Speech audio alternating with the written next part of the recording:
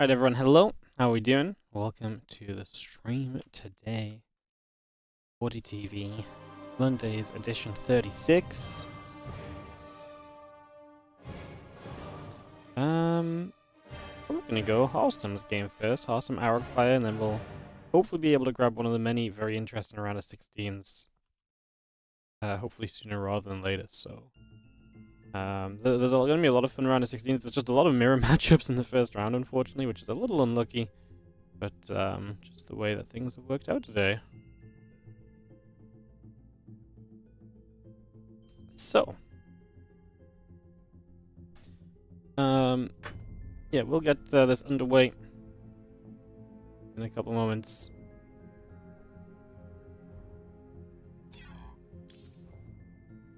I think we're gonna go... Like I said, I think I kind of like Halston's match. I'm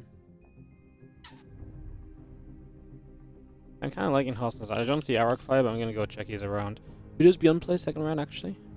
Lambo? Oh, maybe we could do that. Beyond just went in game. Okay. All good. All good.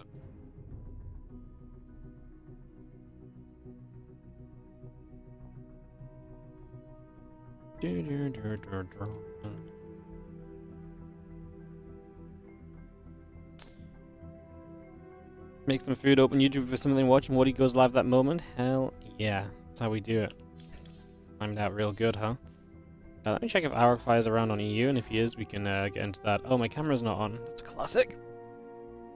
Sorry guys, I'm busy doing admin stuff and looking elsewhere. And just, okay, Arrow Fire's on EU. So we'll just wait for Harston to hop on over here and we'll go into that. I need to reset stuff as well. Sorry, I was informing someone that they're banned from WardiTV tournaments. And they asked why. I had to explain that when you sit in the chat channel and basically shit on all of the players that are in there, that I'm just to the point I had to block you on my alternative on my admin account. You're probably not going to be allowed to be in the tournament. Believe it or not, guys. I just had to explain that one to somebody. A couple of times. I don't know if they've got comprehension issues or what, but a little bit slow in the head. But yeah, that's what I've been trying to explain. But so be it. So we're gonna go Harston versus Arrogfire, a bit of PvP to start the day. I wonder if this plays Hero, which, you know, is another match if nothing else, but there's so many other cool matches in the round of 16. I'm pretty confident we should be able to catch one of them, so yeah, I feel as though we should be able to get something cool for that round of 16 matchup or so. A little bit further down the line. Let me refresh this as well. Boom. We're all up to date? I think we're all up to date. I think we're back on track. But yeah. Hello guys, how are we doing? Welcome to the stream. As, yeah, we just wait for Awesome and Arrowfire to get going.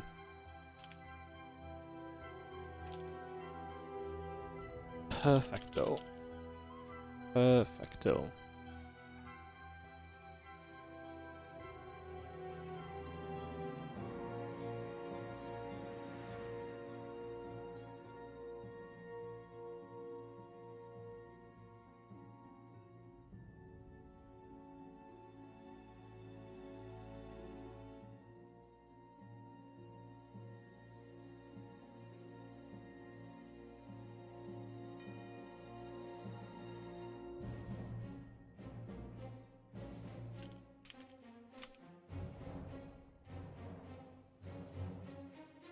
Alright.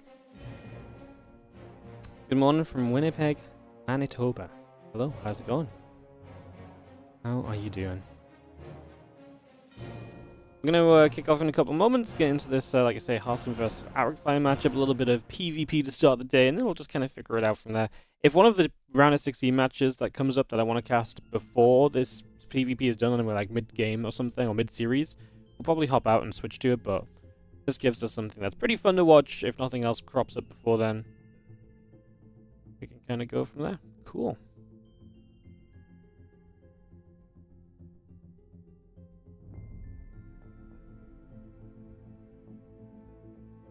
Cool, cool, cool. Alright. Good Monday evening from Christchurch, New Zealand. God, I love it when people are like watching from all over the place. I'm sat here in crappy old England. You guys are from all around, exciting places and all over the world. It's all hours of the day everywhere. It's crazy. I always love it. Hope you're all having a great day, and happy Mondays to you. As obviously today we're running through the WardiTV Mondays 36. So we're going to do WardiTV Mondays 36. Then after that we'll be going into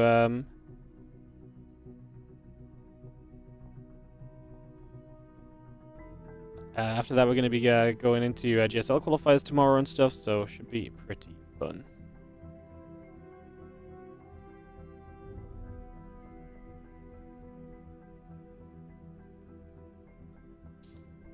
Awesome.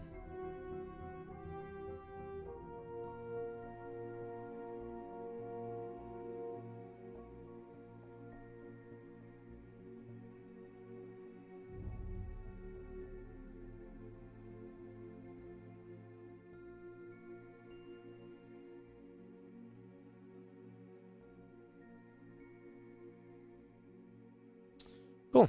Alright guys, we're just waiting for the slowest video system of all time.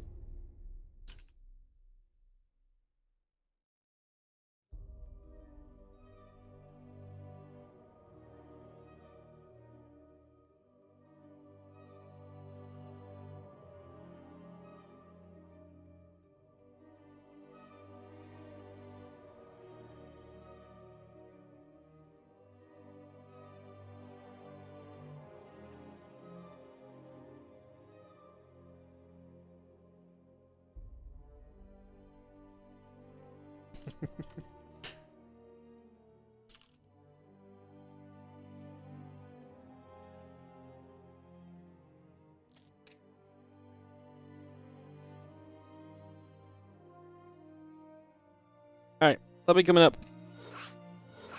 Get this underway and get this started off. Alright, so some PvP action, guys. So I was just messing around, messaging Harsner and stuff. Let's get into this. How's everyone doing? You in my closet? Well, you can have fun in there. The light doesn't work anymore, so it's gonna be a dark day for you. Alright, let's cast some games, guys. Thanks for joining us. Thanks for a little bit of patience while we just got started today as well. Like I said, it just takes a few moments to get everything up and running sometimes, so yeah. Just make sure everyone gets in and gets ready and is settled and so on and so forth. Let's cast some StarCraft 2. Let's go into some PvP. Oh, my hotkey's wrong. Oh. Great start to the day. Open the game, instantly hotkey incorrect. I'm zooming in instead of taking you guys in game. Alrighty, in the bottom left-hand side. The health bars are wrong as well. Oh my god, it's going to be one of these days. I don't know what it is. I feel like every Monday morning it's just like I don't work a normal job. Like Monday morning shouldn't be that weird, but like every Monday morning it's like everything seems to be like reset. I don't know why. It's strange. Anyway, bottom left we have Arrogfire, the blue Protoss player, who will be challenging the legendary streamer in the upper right-hand side, Harston. As he looks to make some content today, looking through some games. We've got some great players signed up. We've got Clem, we've got Hero. No max packs today, notably. We've got Classic, our defending back-to-back Mondays champion. He's going to have a Clem in the round of 4 if all the matches go as expected, so that could be a fun one to watch out for.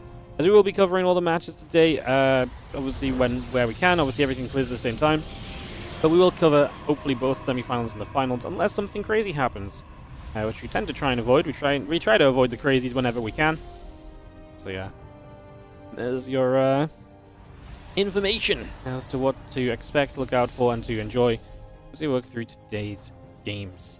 We're gonna start off with this PvP then, as mentioned already. There's Probe Scout and Harston with the low ground gateway. Already looking to just set up some kind of an expansion play here and get set from that very early on. And Arrogfire is immediately going to throw down a pylon. Arrogfire was dubbed the Proxy Robo Kid. Why? Because he likes to proxy robos. He does it repeatedly, he does it a lot, and he will never ever stop, apparently. So, as the Cybercores finish up, the gateway's coming through. Robo facility will drop down, the 2 Adepts are on the way up, and we just have ourselves a probe to the top side, moving about on the 12 o'clock. And yeah, no surprise to see the Robo coming down. The Proxy Robo Kid does it again. He proxies the Robo, and will Harsum see this coming or not is the question. As the Pro comes back through, Harsum just getting into a Sentry right now. That would give him the hallucination for some info. But it does mean he's kind of lacking units right now to really be able to kind of have some oomph against this. Like, even the first couple of units are going to be difficult to handle. It is going to be adept, so at least you can wall those out and so on. But yeah, definitely an interesting kind of first few moments here. The hallucination pops immediately. Harsum goes out the right-hand side. Is he on track to actually see the Robo? Not right now, but he might make a turn with this hallucination. Yo, whoa. It's beautiful. What great navigation through the skies of Ultra Love as he flies through, sees the Robo, and gets instant clarification as to what exactly is going on. This means it's battery time at the front. It's a little awkward because obviously the Prism allows you to bypass the front defense. So you will need some defense in the main base as well in case the Prism just brings a few units across there. Those force fields weren't really it. Trying to catch the Adepts in, but not actually able to get them. So a little bit of a shame as the Adepts are going to move about. Hallucination just going to see more Adepts showing up as well. So that's also nice. Because now Harston gets clarification as well that this is going to be continued Adept production for the moment. And so it's going to be all Adepts harassing him in the early stages. Couple sentries get in position here. The Stalker moves over too. Adepts are pretty darn tanky, which is the problem. We pop the Guardian Shield up as we try and save the sentries against said Adepts. And not exactly great for Harsum. He killed one Adept and he lost both of his sentries, so pretty rough start. He's now going to try and pull the probes against this. He's on his way to a Void Ray, which will be a pretty good defense overall in this game. But even just this first bit of Adept harass is definitely hurting. Now, this was followed up by an Immortal, so we are going to have that to pack a bit of a punch here as Arc Fire 2. However, with the Immortal, it means you're not going as heavy on the gateway units, which means a Void Ray defense actually probably has a little bit more potency than you might have originally thought. So I think there might be something kind of to think on there. As it's Immortal and Sentry, I'm going to wander back over to the left-hand side. The Stalker going to come through as well, trying to see a bit of what's up and what's happening. And those units just gather up out the front as they settle down for the moment. And now the Zealot warps in. Void Ray continuing through. A couple more Stalkers warping in as well. It's going to walk up this ramp. And there are batteries. Here's a wall. But because they're part of the wall, they're very easily targeted, right? So that's not fun. Void Ray low HP. I was going to say the Void Ray might want to just go onto that Warp Prism. Oh, kind of chases it away, but it stays alive, getting the shield back. And that was important in the end. Awesome trying to make this defense of low supply. A couple more Stalkers showing up. With the Void Ray down, one of his main defensive units taken away. That's going to be brutal. He did not have another Void Ray already coming out, and I think that's a big mistake for him to not have had a second Void Ray en route. It really feels like that's something we should have had straight away there as these units continue to push up. Stalker comes over, and we are going to be seeing the units of Arc Fire sitting on the ramp, and just going to be continuing to fire up and through. Some damage being done, moving into the natural pylon, going to take some hits. Stalker going to go down. I mean, this one's just over. Too much damage dealt. Harsum did not really deal with the first Adepts very well, and I actually think the bigger thing was he just wasn't really set to deal with the Void Ray. He wasn't really set with the Void Rays at all. I felt like the Void Rays were a good answer for him, but then he only ever built the one. That obviously might come down to just being a bit too busy with, running, around against the Adepts, losing some economy and some income there. Could be pretty costly as well, so yeah.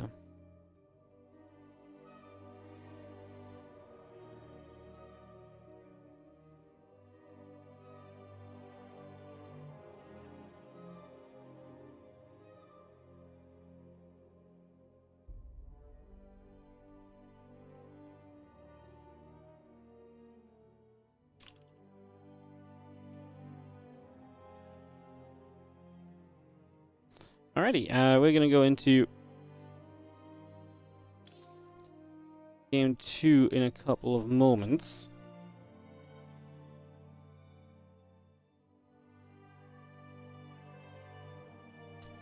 We're just doing a couple of admin things while we sit between games for a second or two.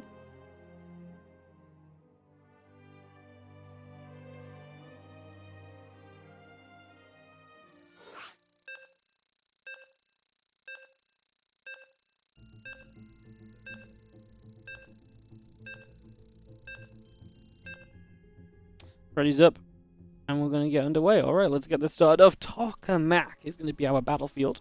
Let's get it going. How did the round work? Best 1 and best 3? Everything's best of 3 until the finals, which is best of 5. GLHFGG gets called. Actually, he types GLHFGGG. A sign of weakness, really. Mistyping at the very start of the game when nothing else is going on. You can't even hit the keyboard correctly at this point. What's going to happen when it gets more intense? That was a rough game from Halston. Yeah, that was just not it, unfortunately. That was not the one we were looking for. But sometimes it be like that. As we have in the bottom left, Arcfire up 1-0 in the best of 3, taking on the Red Protoss Halston in the top right side as we get settled on in.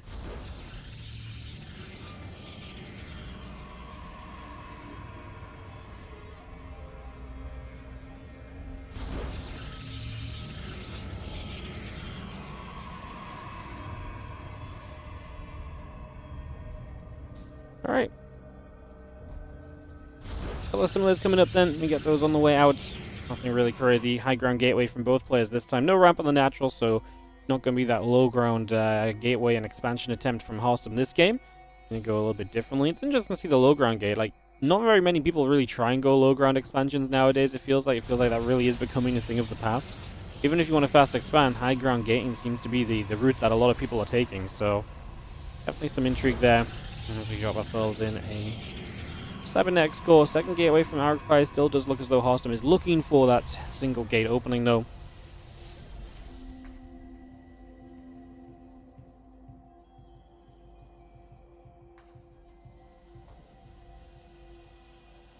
Zard on the way through.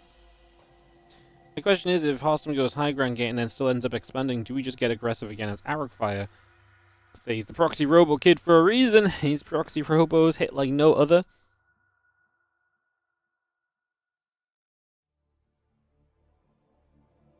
Sentry, Warp Gate both continuing through. Warp Gate on both sides of the map here currently, in fact, as the probe heads around the bottom. Nexus sets up onto the natural, gets that underway. Again, the Sentry continuing through for now as well, as we'll just be seeing this probe still wandering about. So, probe wandering over, Nexus on the way through. And that will continue to build in here as the Sentry pops. Probe is going to get nibbled. And we are going to be seeing that probe going down. So probe will fall as we just have the Nexus continue to produce on both sides. So nice fast expansion from Arcfire. Turns out Proxy Robo Kid is going to be expansion kid in this game. As yeah, those Nexus come by. And we get ourselves settled for the early stages. Alright, how's everyone's weekend been then? Let's catch up with the chat. How are you guys doing? Hope everyone is doing well and feeling good. Yeah, I hope everyone's had a good weekend. Let me know if you've done anything exciting. And yeah, it's a fun week. This week, it's Dallas. People are going to be traveling out to beautiful Dallas to play some StarCraft 2 in the EWC qualifier there this weekend. So, yeah, obviously we've got WardiTV Mondays today. We've got a couple of things to cast Tuesday and Wednesday.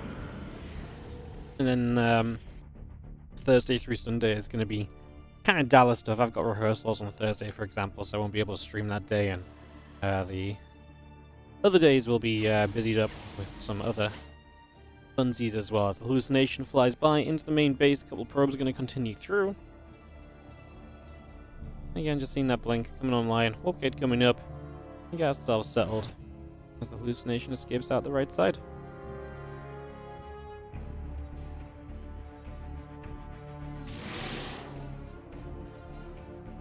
You saw some IRL World War II mech this weekend? Damn.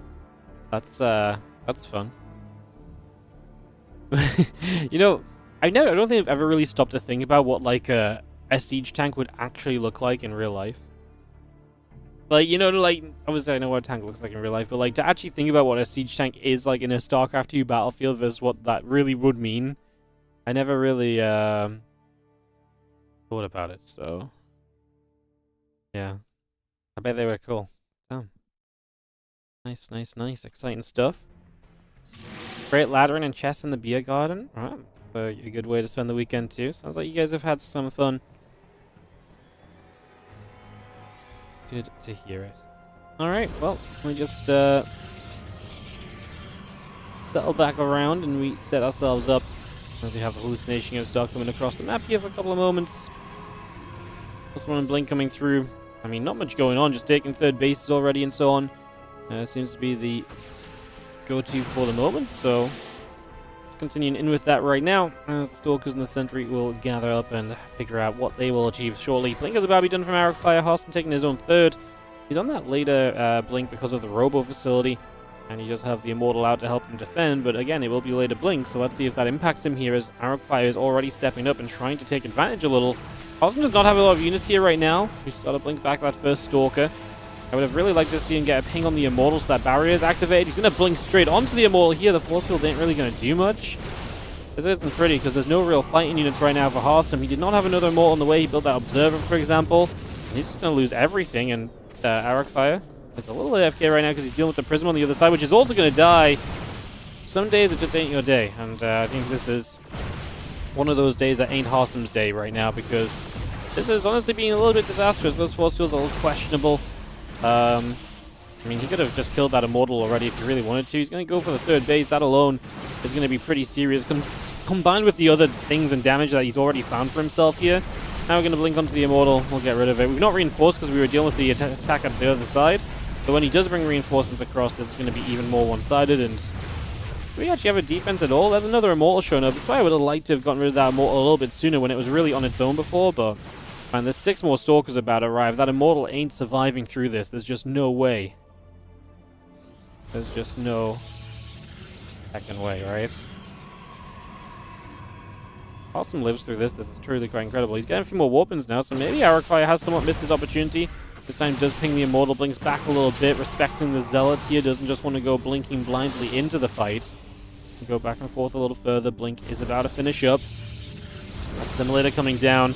Nexus still getting pinged at, and the Stalkers against 2 Immortals actually cannot do enough here, so Hossam is actually going to hold on. The +1 attack coming into play too. I think Arcfire really missed his moment. There was some times where his units were just sat AFK. They could have had probably the rest of the HP off this Nexus. I truly think they should have dove on that Immortal so much sooner than they did when it was truly on its own and nothing else was there. I think that's a bit of a blunder from Arcfire. I think the opportunity was absolutely there for him to grab with both hands, and he's just let it slip through a little bit and let this sidle away. Charging +1 coming about, Prism on the way up. Templar Archives in production as well. Add a couple cannons and the battery on into that. Keep that coming through. As the +2 attack comes in from Hearthstone, so he will try and maintain his upgrade lead in this game by getting that +2 nice and quickly. As Arcfire is forced to back away and relocate and figure out what he wants to do next in this game instead. And it was so bad for Hearthstone because he lost the Prism as well, so I really don't think it could have gone much worse for Hearthstone, and yet here we are. The man is still alive. A man that will not die even when the game says he should.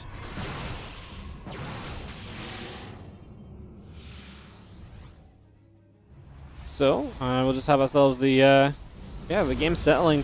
Arcfire still with a supply lead. Okay, let's see if these Zealots are actually going to have some impact right now. I love the Archons too.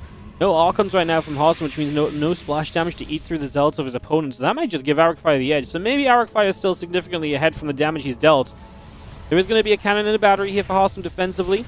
Like I say, we want to make sure these Archons get involved. Let them splash through the Zealots. The difference that is going to make on the Zealot line is absolutely huge. It is substantial. As we are going to see the Stalkers blinking forward, looking for the Prism, deny the future Warpins. That's nice, but I don't know if Arcfire needs the future Warpins. He's doing very well right now. The Stalkers blink through, looking to get rid of those Immortals. And, yeah, I mean, arguably with a few more Zealots already warped in, he might have actually just won right here and now. Is he going to win right here and now anyway? It might just be the case. He's doubling the supply of his opponent army-wise, and now more than that. 37 to 8, 35 to 8. Arcfire just has too much. No messing around for the kid today. Proxy Robo and then some aggression in the second game, and he finds himself a very comfortable advantage in today's games. And it is going to be Arcfire with a 2-0 to start off with. Goes up against Hero next. Good luck to him there. That is a banger. Alright, let's see if we can catch some games on the NA server. I think we've got Beyond Lambo we can get into. I'm pretty sure they have not started yet. Pretty sure they have not started yet.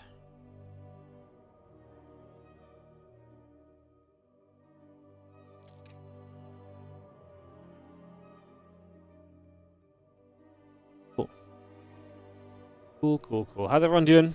Thanks for joining us.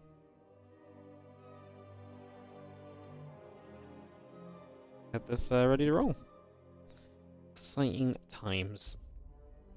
Who does Clem play today as well? Clem has potentially Cure in the round of 8. That could be pretty fun as well. We've got some good matches lined up. Running through the bracket round. Classic is waiting for Nicorakt or Strange. Rogue against Shin currently happening.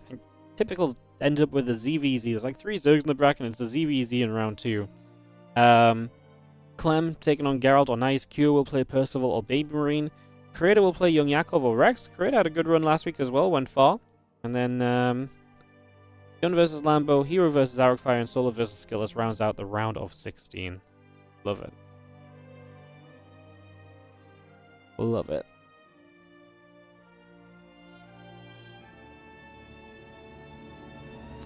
Okay, so we're going to go beyond Lambo. A little bit of TVZ action. Should be some fun. Again, hope you guys are all feeling good, feeling well. And decided to take you guys off and away into some more action. We had some great games over the weekend. WardiTV May playoffs yesterday was actually a lot of fun. Especially the last couple of rounds were really quite bang. It was a day of like, there was some faster series and some more one-sided series, but there was also like some good back and forth series. Like it was a good day. Considering we had 7 best of 5s yesterday, it was a good mix of games. Sometimes where it's like you have 7 best of 5s, they're all epic, we would have been here for 10 hours. But yesterday was actually a pretty good day. Like I say, the faster series kind of blended in well with the longer kind of back and forth series, you know. So yeah, was a fun one. Was a fun one.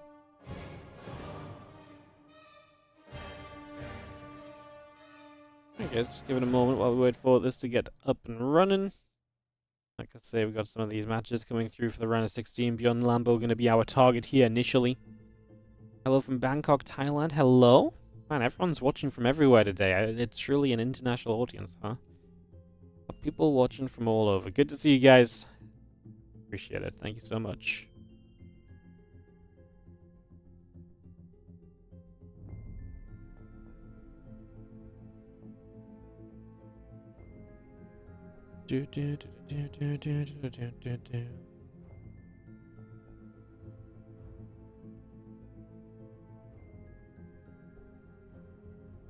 Hello from Singapore. Love Singapore. Lovely place.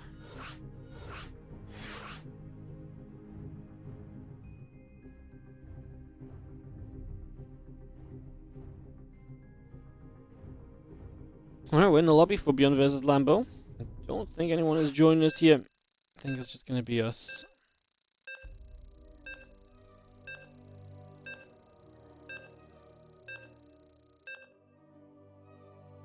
As Go-Go gets cold. Alright, Beyond Lambo, TVZ coming through. Is yesterday games available on the YouTube channel? Yep.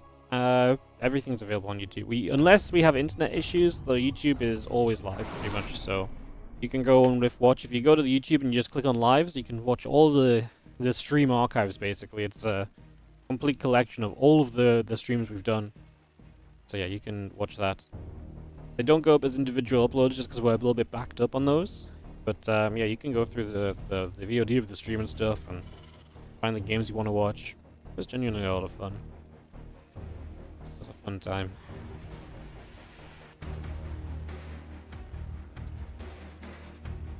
Top left-hand side, our blue Terran player here is Shopify Rebellion's Björn, as we actually have 2 players for the Shopify Rebellion in this series, of course.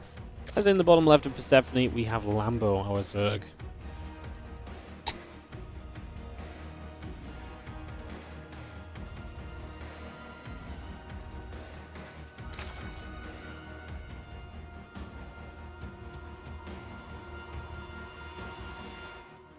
Alright, game 1 of this best of 3. As we get underway, just have an overlord coming across the map, so nothing really too wild to talk about or discuss here just yet. Just see that overlord slowly making its way out up to the top of the map for the first few moments. Max and the SCV coming about right now.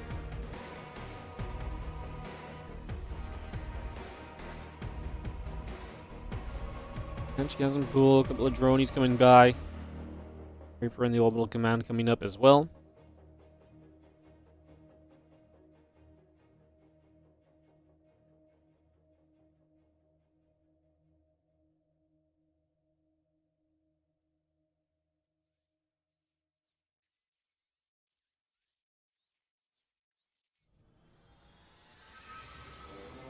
I always feel like Lambo against Korean Terran players has a really tough time in the first 10 minutes. I actually think Lambo, if he gets past that first 10 minutes, can be very successful, but I really feel like he struggles with a lot of the early aggression that the Korean Terrans bring, a lot of the additional pressure that they just are able to apply because they're just that fast and then that quick and all the rest of it.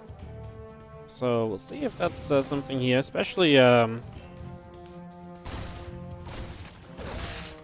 here, gonna, you know, match up against a teammate. Maybe Lambo can figure something out. Obviously prepping for Dallas as well, I imagine, so should be looking to be at the top of his game right now.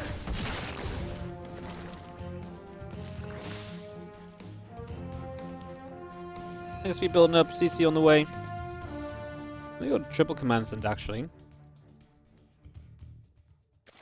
So 3 CCs all coming online. I'm just going to be seeing very standard kind of Terran build order to begin with. With triple command center, obviously, you're just in a very good economy to play this game out, so set up from there and away we can go.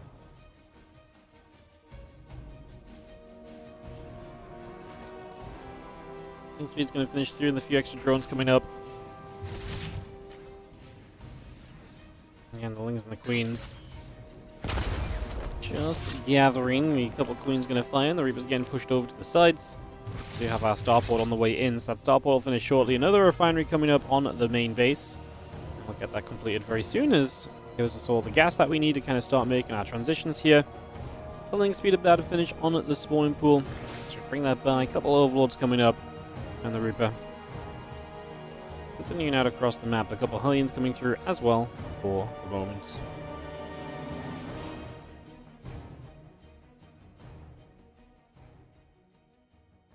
Obviously with a couple of Hellions here, a little bit more chance to potentially dive through, deny some creep, especially as Link speed is done. You can stay on the map with this set of units now, so very nice. Just trying to check the third base a little bit. Ideally, you kind of get an idea of what's building if possible, see if there's any, you know, drones on the way off, if there's actually units you're going to have to worry about, etc. Trying to get confirmation on that would be reasonable, as you got the Liberator coming about, the Marine and the Stimpak coming online.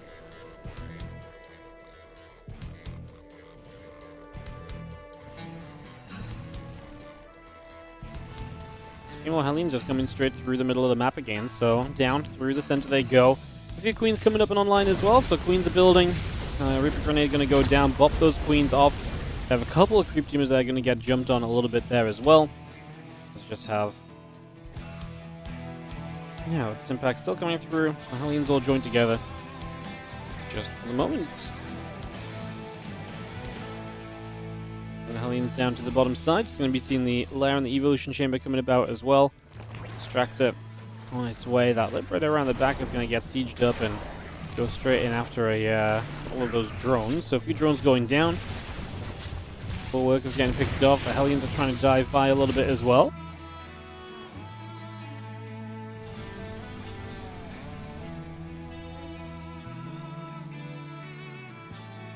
One upgrade, Stimpak building.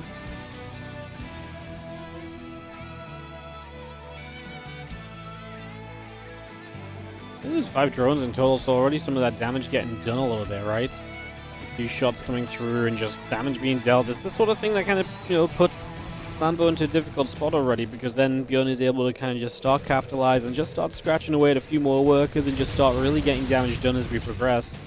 The Hellions here showing back up, and again utilizing that healing, trying to stay high HP, so any damage they take, they just back away, they heal back up, and then they can apply pressure again, and that just keeps them very sustainable against these Queens. Knocking the creep teamers down again, so really slowing the creep down. There's a lot of creep teamers we've killed off, and like I say, we just pull back to the healing shrine, get healed up, and these units are good to go again. You know, healthy, as though they never even traded, so basically coming at no cost. The only thing is yes, I love this from Lambo, because if these Hellions are abusing the healing shrine, they're on the right-hand side of the map, and so you can dive up the left-hand side, and I think that's why the healing shrine on this map is actually placed very well. It's not so far away that it doesn't get used, but it's out of the way of a major attack path from one side of the map to the other, right? And I do think that as we see players kind of recognize the opportunity to kind of, you know, punish someone, take advantage of the healing shrine more, that this map is going to develop into kind of another kind of wave of kind of like meta on this map. Because, like I say, at first no one was really using the healing shrine. Now a lot of people do use the healing shrine. As people then start to kind of work against people using the healing shrine with that attack path up the left side, like I say, it'll be interesting to see what other things come about and what other approaches people are making to kind of overcome that a little bit, so... Marines unloading, Overlord going down. Another Overlord on the right side going to take some damage as well. We're taking some shots. Little scan coming down. Creep team is getting knocked away at. Banelings are going to roll up, and they are going to jump onto a few of those Marines, which load up and go diving into the main base. Things are going to be there. They force the Medivacs to lift. The Hive on the way. Melee upgrade. Bane speed coming through.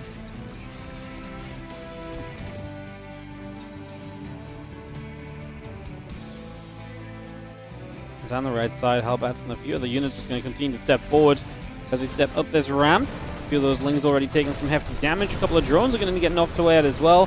So a bunch of those dropping straight away. 6 workers going down. As those workers fall, we are going to be seeing the Banelings still rolling through. Woodermines, Hellbats forcing a split away. As we are going to have ourselves another Baneling getting picked off. That's 8 drones going down. The Marines still getting set up into the center here. I mean, this is just rough already. Beyond just, again, good damage done early, and now here with these different kind of selections of armies and just doing very well across the board, trading very effectively, lifts up just before he runs out of damage against the Banelings. Resources lost is almost 3 times as effective for Bjorn as it is for Lambo, so it is an extremely effective opening here from our Terran player who's having a great early game, and obviously means that he's heading into a very strong mid game as we just have ourselves Marines chasing down Queens. And with Medivacs right now, no answer to those Medivacs. It feels like Bjorn's never going to lose units. He just keeps on picking up, evacuating, and then pulling back, readying for a larger fight with better armies on his favor in the near future. I'm going to drop into the main base. There's a couple of units there. Going to try and fight it. Obviously, a couple of Banes do get to connect, but now it's just Zerglings, and the Lings on their own will not do a lot. They're attacking on the right side as well. A couple of Hellbats leading that charge forward. And it's going to get cleaned up as a Woodermine or so helps out in the main. I'm going to say GG. This one's just gone a little bit too awry for him to really pull back. And Bjorn is going to take the opening game here in the round of 16. So Bjorn getting into a comfortable position and heading into a game 2 in a couple of moments. Second map coming through very shortly as we're going to head on into ley lines. So, we get ley lines up and running. Get started in just a few moments. Go. Gets gold. And get into game number 2.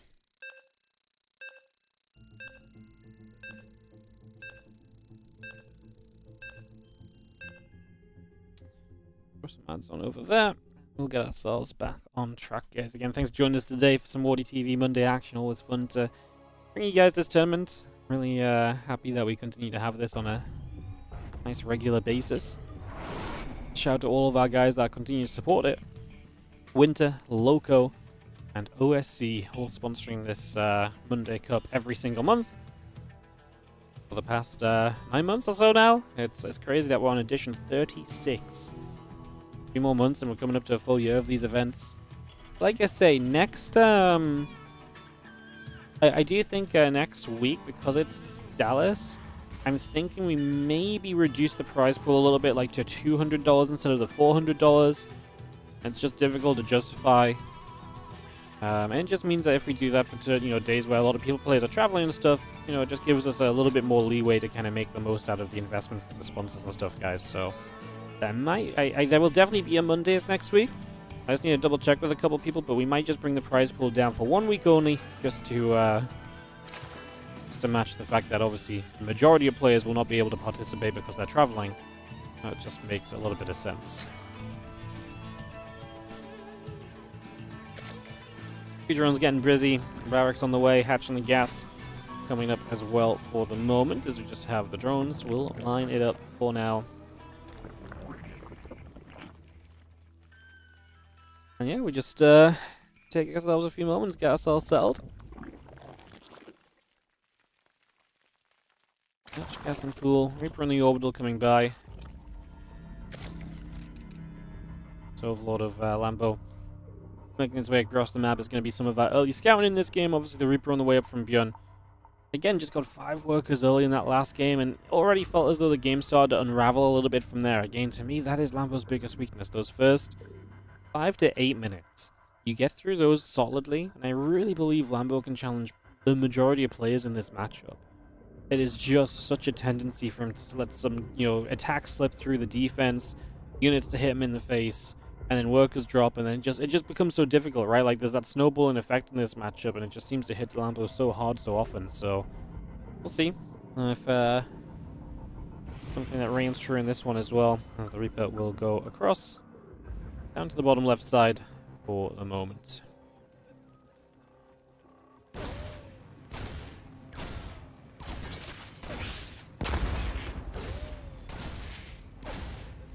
So they're going to just chase that Reaper around.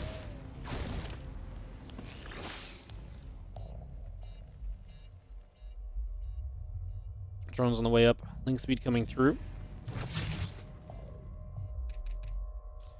The Reaper will hang out over here. And we have once again triple CC on the way from Bjorn, so no surprises on the build order. Just triple command center and playing into the macro focus game initially. Obviously you can still put on harassment from this. You can still hit a lot of attacks from this eventually. It gives you a very solid baseline for the game. A baseline which we're very familiar with at this point. This really is the bread and butter of, I would say, what, like 80% of Terran versus Zerg build orders? Like, it's rare to not see the triple CC.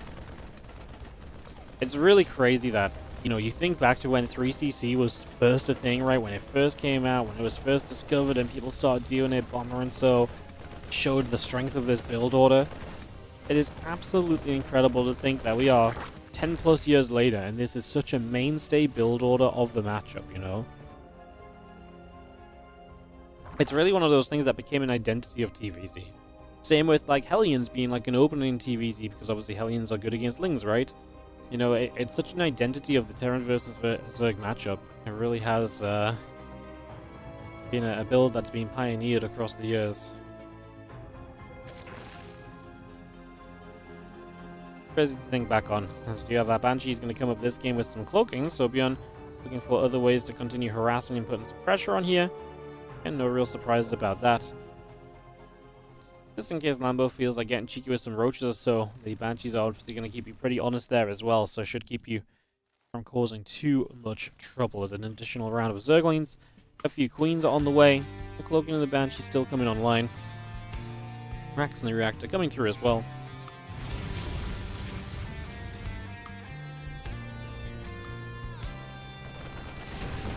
Old Command coming out. A couple of Hellions in the Marine there. Going to fight against a few Zerglings.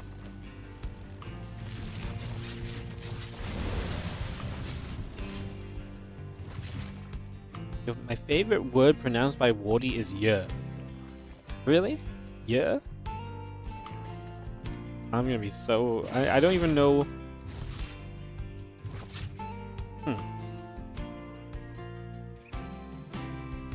I don't know why. Yeah? How do you guys say it?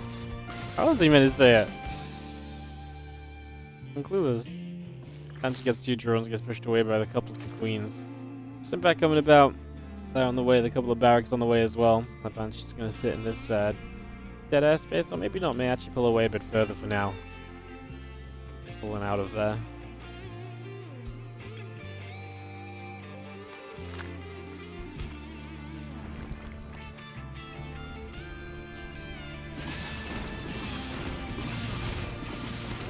Well, Banshee's going to shoot. Queen's going to get there, and the Banshees will get pushed away.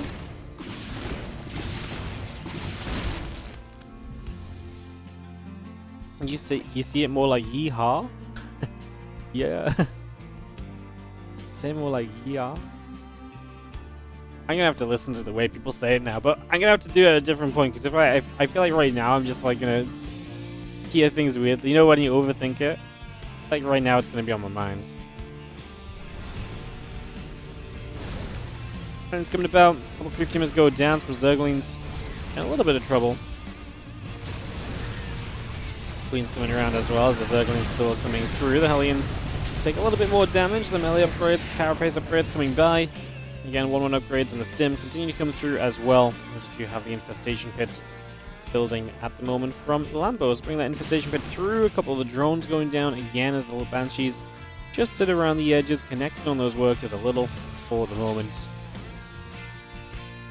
And, yeah, I mean, better defense this time, right? I mean, considering it's Cloak Banshees, to only lose 4 drones to those is actually very acceptable.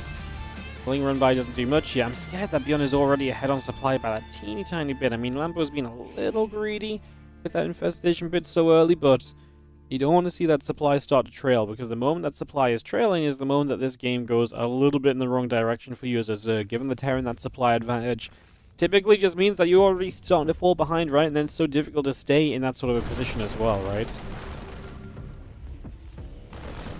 Marines coming through. Just getting rid of a couple of drones. The Zergling's taking damage. And melee upgrade and Bane speed still coming about. A couple of tanks will fire. The Zergling's getting cleaned up. Okay, that's not good. And we're trying to engage this too soon. And unfortunately, trying to engage this with the Lings only was really not it. I mean, did he have to engage right there? Obviously, it's scary because your Bane speed was a ways off. Yeah. In hindsight is everything. Obviously, I think anything would have been better than actually engaging when he did. Tanks do turn onto the Banelings one more time. We try and get a few more of those.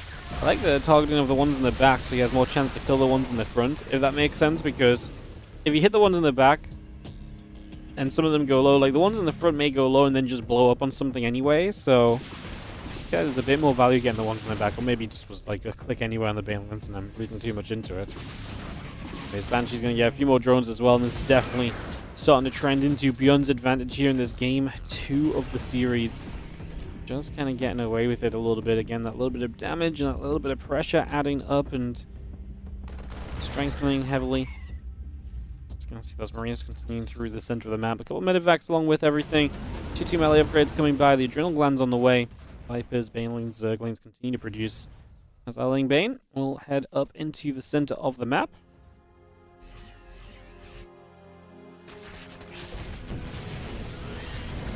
The SCV is going down. The Marines are going to continue to hit some damage. 8 SCVs are going to fall. Clean Bane are going to run up to the upper right. Marines are going to fight. A couple Widow Mines are going to get set up.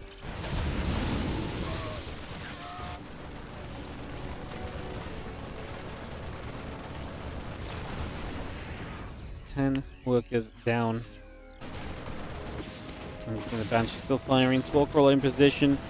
Banshee will take a few more shots. Again, the 2-2 upgrade still coming about as well. As you see, the Marines continue to come in. Lings are still dropping. We run in toward the hatchery at the frontier. Again, the Drilling Claws coming about. A couple of Banes going to continue to stifle in as well. Medevacs load up. They're going to back away from here. We still have that Adrenal Glands coming through on the side of Lambo. So, bringing that Adrenal Glands in the next few moments.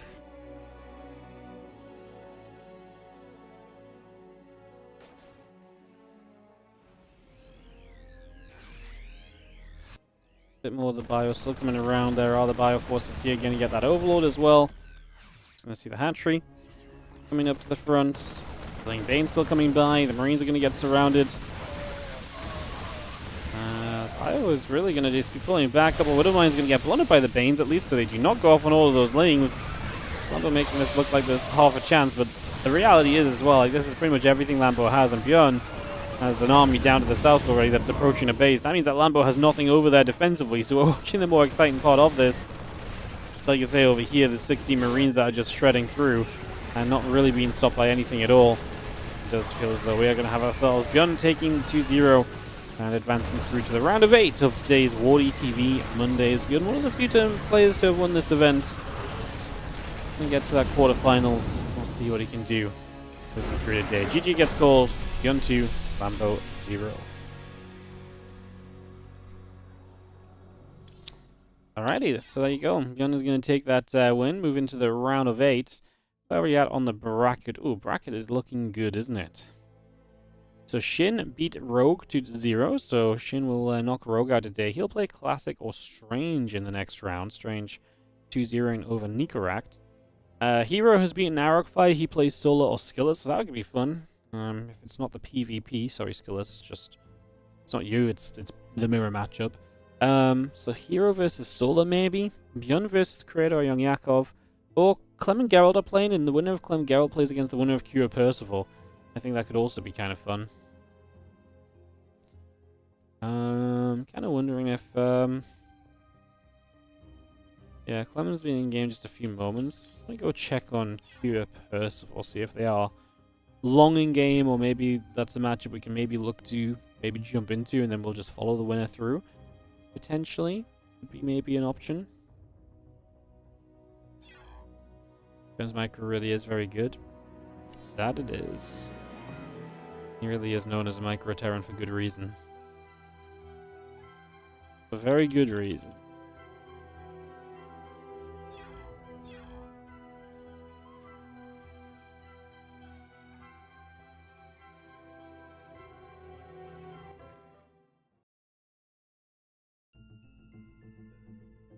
No. You know what it is? I had to re-log on the Korean server because of the, you know, sometimes you log in and it's like authenticating. I had to re-log in, and because of that I've missed the game. So they've literally just started Kira and Percival into a game. I'm not sure what the score is there or anything.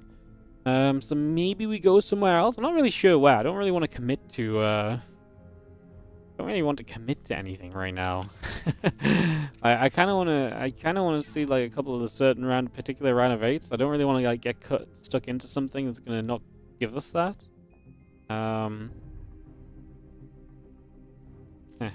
just logged into Europe instead of America. God damn it! I'm all over the place now. All of a sudden. And hello everyone. Good to see you all. Thanks for joining us. Just gonna be a couple minutes of downtime here. Oh, summon Geralt out of game. There we go. Summon Geralt out of game. Perfect. So this is a game 2, I think.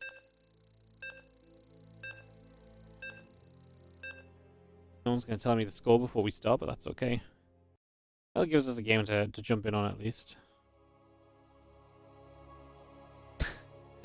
This chat needs to feel more alive. You have something. Minecraft is a 10 out of 10 movie. Can't honestly say I've seen it. Apart from the fact that I know there's apparently a...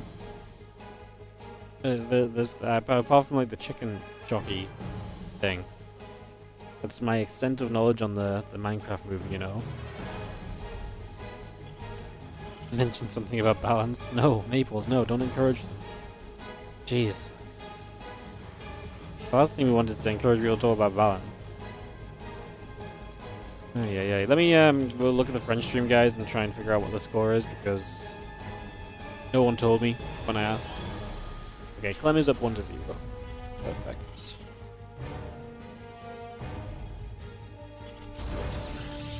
So Clem is up 1-0 here in this TVP BO3 against Geralt.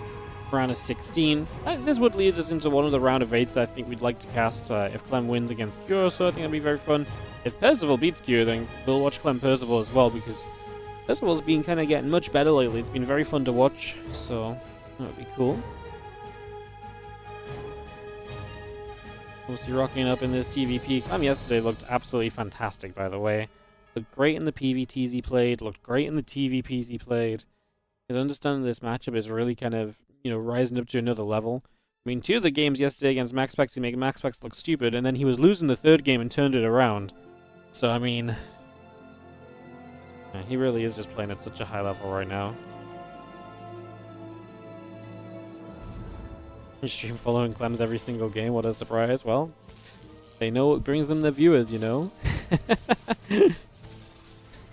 It's funny, because if we had a really good UK play, we probably wouldn't follow them. Because obviously, we don't really have like a... I wouldn't say we have a major, like, British following. Obviously, we have a pretty international following, as we found out earlier, when everyone was sharing where they were from. It's, it's a very different vibe. I've never experienced, like, the hardcore, die-hard, single-player kind of fans.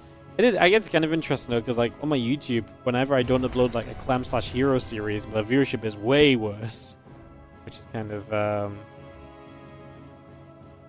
funny. Clem's the only player worth watching. He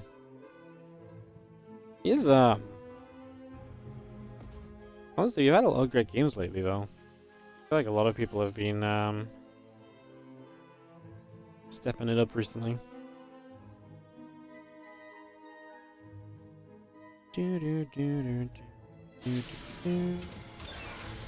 Fire Council, Warp Gate coming through for the moment. Just going to see the battery coming online. The Adept going to shade up there. A couple of Marines coming over as well.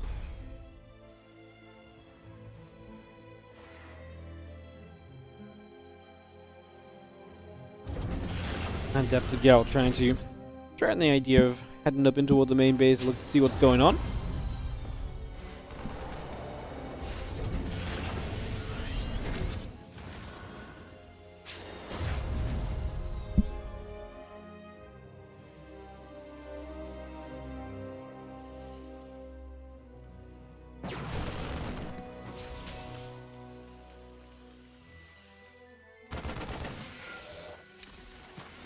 Going through.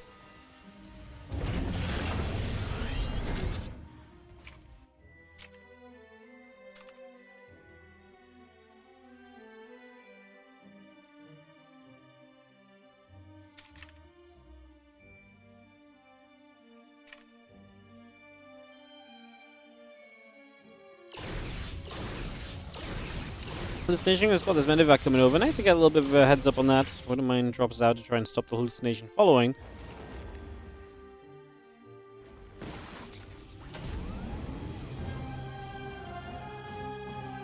I'm just gonna be on the way, about halfway done currently. All probes, Nexus, continue coming around.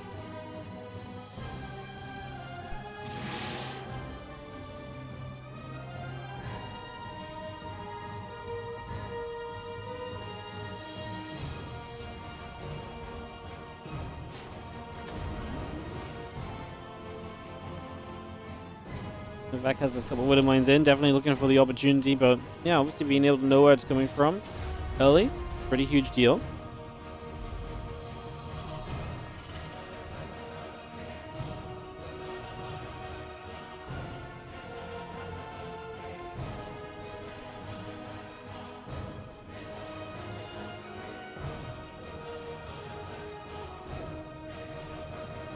Siege tank, Banshee, Marines in their barracks all continue to come up for the moment. Just going to see those few Stalkers stepping off the watchtower as we have the charge coming through, about halfway done currently. Just going to be seeing extra gates and Temple Archives coming by, Stalkers in production. Again, the engineering bay and the barracks coming through as well. Let's just see the Stalkers still heading to the left side. There's going to be a group of Marines and tanks actually stepping forward at the moment. And try and jump onto this position, and Geralt tries to jump onto those units. Doesn't go very well. They get absolutely destroyed, those Stalkers.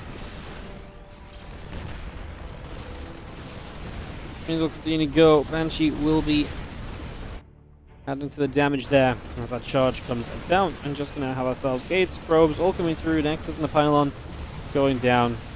It's a disaster for Geralt. Clem just showing up, and it's kind of wild that Clem in so many TVPs just shows up, and the pros player is like, huh? It's like, wait, like you're allowed to have this many units at this point in the game, and they just aren't ready. And they just roll over and die. It's actually kind of crazy. In a meta where Protoss is clearly having a very good time against Terran, I think it's very fair to say that at this point. The evidence is substantial that Protoss against Terran is definitely pretty okay for Protoss. Like, Protoss players are doing very well on average. But holy goodness, like, Clem just shows up and kills them. It really is a little bit of a crazy point right now. Well, we are going to see these units passing forward, and it looks as though Geralt will at least get the cleanup on Clem's army. Will push him back for the moment. A few reinforcements show up. I'm not sure if Clem really wants to be there for that tank. I think he probably is at the point where pulling back is really the better idea for him at the moment, so do not hate that he's moved toward that. So he's going to shoot. The birds are going to get there. Siege tank will go down. Banshee's still trying to fire and shoot and fight as well.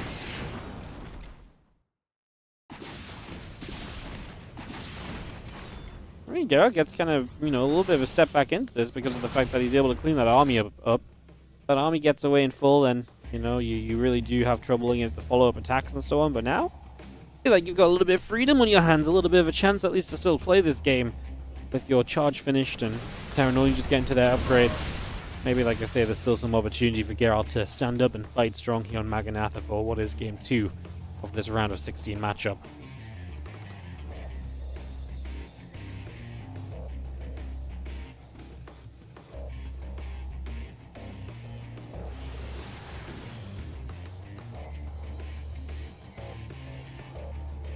+1 armor, concussive shells, both building at the moment.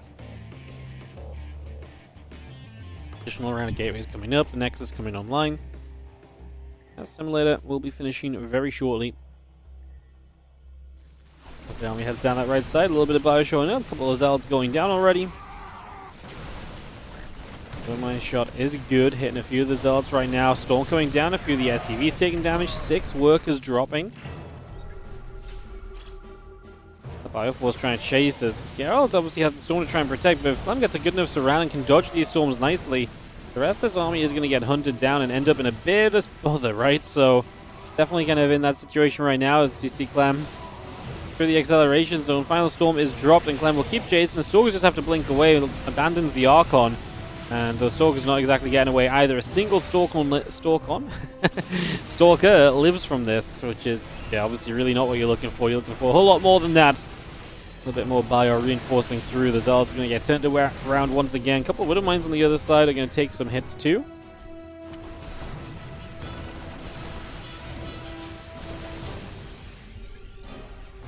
Bio still taking some trades. The Zealots and so coming back along. You're not going to see the army still coming about. The +1 armor coming through, getting online. Coming up for the moment. As the Ghosts Academy finishes, a couple more refineries are still coming about as well. +1 attack, the probes, all the rest continuing to come through. As we continue to settle. Refineries will finish up shortly. The medevac's going to come boosting around the top side of the map and head along this direction. And Nexus gets placed down as well.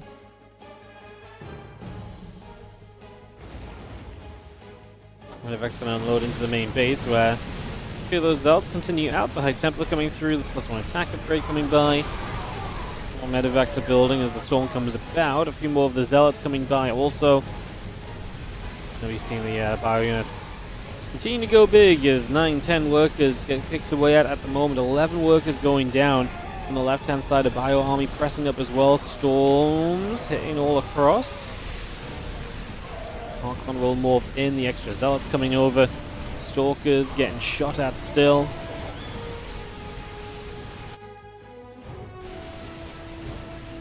Clem is up, what, 160 to 100 supply. I mean, obviously, there's just been many a fight in this game where Geralt has been absolutely outclassed, outnumbered. Now he's got no, power to his gateways, so he's missing production that he absolutely needs at this stage.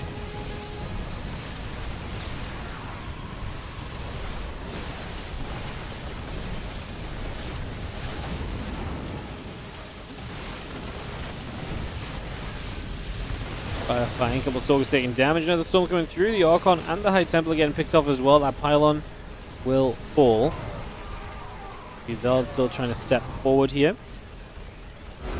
Geralt is going to say GG, giving Clem 2-0. Advancing Clem into the round of 8. Against Cure. It's already set. There's going to be Clem against Cure. Bjorn is going to be playing Creator, so that matchup got set up as well during this. And then it is going to be Hero versus Solo. That's also taking place. We're going to go Clem versus Cure, guys. We're going to go for that TVP.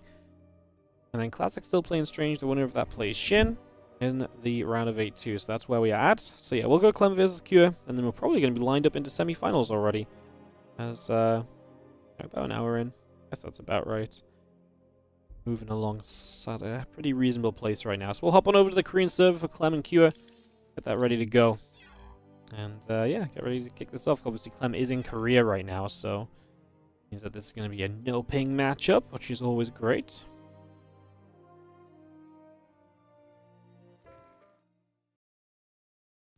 Awesome. Alright, like I say, we'll go Clem versus Cure. Get that ready to roll. Thanks for joining us, guys. Thanks for joining us.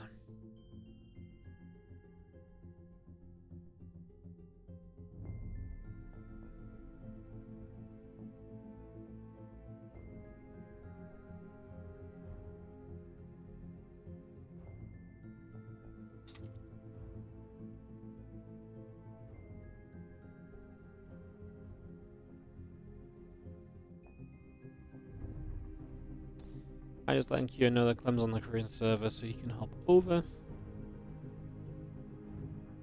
Perfect. Is Clem in Korea now to join the next GSL? No. He says the GSL schedule is not good for the non-Koreans. Because basically, you would have to be in Korea, yes, on Sunday to play the GSL qualifier, and then you have to travel for Dallas, then travel back to Korea to play Group Stage 1, then travel to Bulgaria, then travel back to Korea to play Group Stage 2 in the playoffs. Which I just think most people are not going to bother with. It's too much back and forth.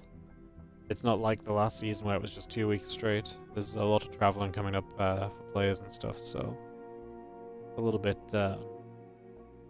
fortunate, a little bit difficult to work through. We had a real life War Prisms and Recall. I know. Clem's the only non-Korean left in the tournament. It's a very Korean-heavy tournament today, no?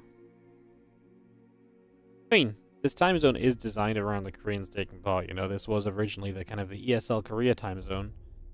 The ESL Cup. We used to do the ESL Cups every Monday morning. I do not miss that, by the way. Having to wake up well, not wake up, but like having to start like 2 hours early or something. It's such a weird vibe. Like, I used to start like 2 hours earlier than I would ever usually cast. Sometimes 3 hours when it wasn't summertime. It was just like casting 9 until midday or 1 p.m. or like 10 a.m. to like 1 or 2 p.m. was like, it's such a weird vibe compared to like, I'm so used to casting like midday to like 4 or something, or midday onwards. Yeah, it's crazy. The Korean Cups were fun though. I mean, they're always a little bit small, so they're always a little bit quick, but fun nonetheless. I like what we've got now with WardiTV Mondays, although obviously we kind of have to pay for this one, so it's not as not quite as ideal. Alright. So, we will just take a few moments here and get set up. Get ready to rumble into more actions. We just have Clem and Q. I presume I'll just vetoing as we speak. They're both here on the Korean service, so I presume those guys are vetoing and we can head on into it. So Classic come out of the game. What's the result there? Oh my god, Classic lost 1-2 against Strange. Our number 1 seed has fallen, as Strange will advance to the round of 8 over Classic and will now play Shin. Classic's lack of consistency strikes again. It's actually incredible how inconsistent Classic is. He can go from winning back-to-back Monday Cups, which is something that very few people have done. Only Hero, Max, Clem, and Clem. He can go from that to just losing to Strange the week after, and man, his lack of ability to be consistent baffles me. Like, it's just so it's actually crazy. So Strange is still in the tournament as well, so he's still a non-Korean participant too right now. Damn. Well, there you go. Strange showing up a little bit, but that's fun. I mean, that's what these open cups are about, getting some people to come in, show some results, upsets where we can. Always love that. Hell yeah.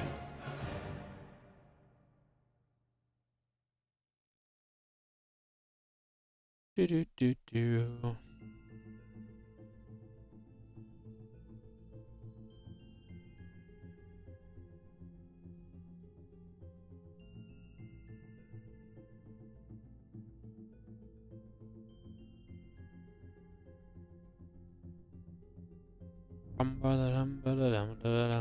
Waiting for the game.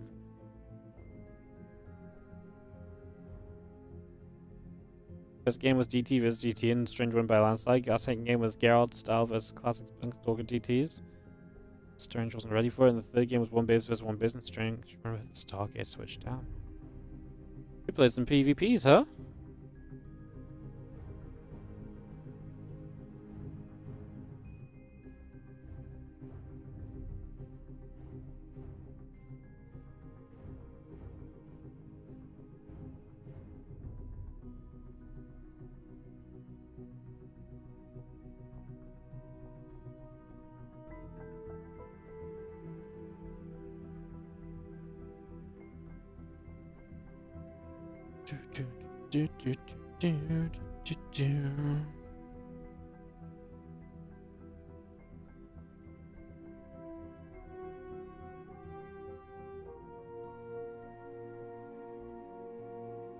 Tokamak gonna be our opening map here for this Clem Q matchup.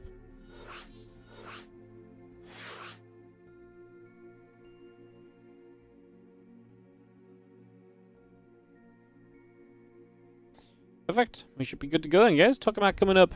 Get into this and head on through into our opening game of this quarter final here today. Obviously, I'm going to be playing some Protoss here as Curious are playing the Terran. I get this all settled in and ready to go, go, go.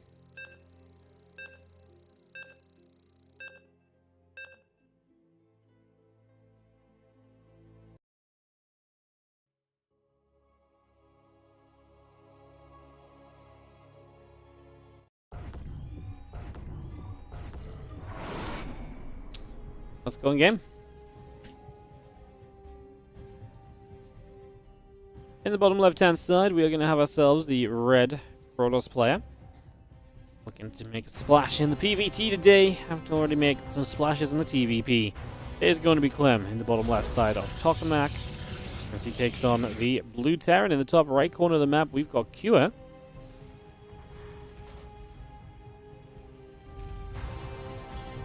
Has been pulling the SCVs a whole bunch in the Terran versus Protoss. We'll see what he wants to do today against Clem as he fights for a spot in the semifinals of the WardiTV Mondays edition 36. 36 weeks of this event now. A couple of gaps here and there from other things happening, but mostly pretty consistent every Monday, and yeah, amazing to have come so far. Let's see what happens as we do have ourselves the SCV across early, looking to engineering bay blocks, so looking to get in position right off the bat there. And yeah, just going to throw that engineering bay down, try and throw Clem off of his game a little bit, throw him away from the setup that he is going to feel most comfortable with. Obviously, if you can get away with that, then you're going to be pretty happy. Tracks and engineering bay coming through. The probe down the low ground.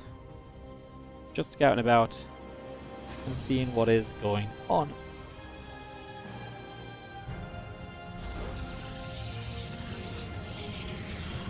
Alright, so the next coming through, the Cybercore coming up. Orbital Command and the Engineering Bay coming through, the factory is coming online. It's going to see the Marine coming about as well, so just a little bit of getting set up for the moment.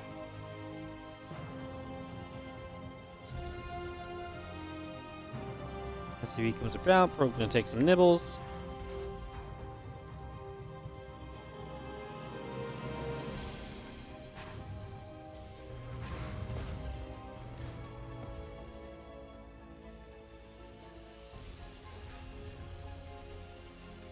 Well, not much happening. We had a battery started up from Clem back at home. As we just have the Nexus obviously coming down out of position a little bit as well. So just gonna put that down, get that going for the moment.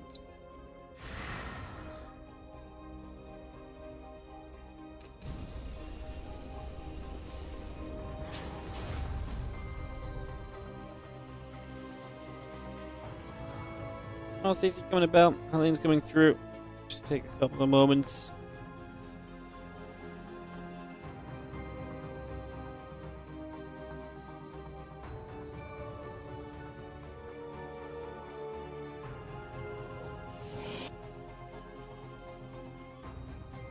And Twilight Gans and the Gateway coming about. The Adept going to come on over.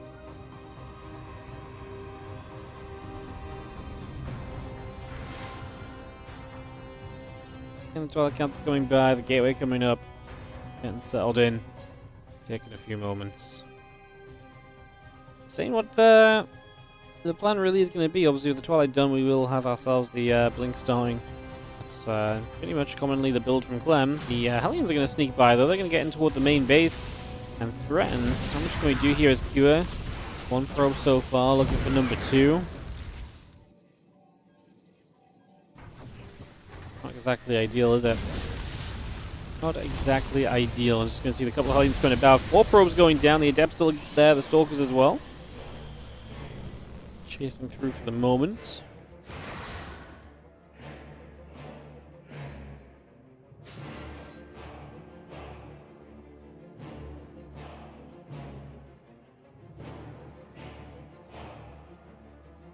And Robo still coming about. The Cyclone coming by. The Adept going to get chased a little bit. As you have our Stalkers going to try and fight against a few of those Marines. So a little bit of damage being done. The Cyclone going to lock on. Adept will go down. Cyclone actually going to die though as Clem just steps forward through the bunker. That Cyclone did not manage to pull far enough away. SCVs did not get the repair off. And that is a Cyclone kill. Now the Stalker's kind of in the natural, but doing okay for themselves. The Marines jump out of the bunker and the Stalkers try and get some kills. They get a couple more.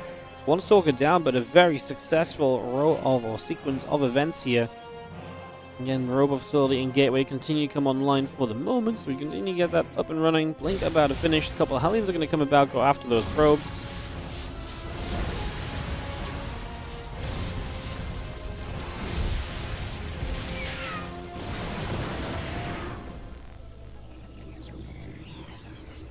Two workers are going to get taken there. Let's just have ourselves in prison. Coming about, the Blink coming through, and the Stalker is going to be setting up. So a couple Stalkers get out in toward the center for the moment. Again, the Stimpack coming about, the Marines are coming over. Get that underway for now.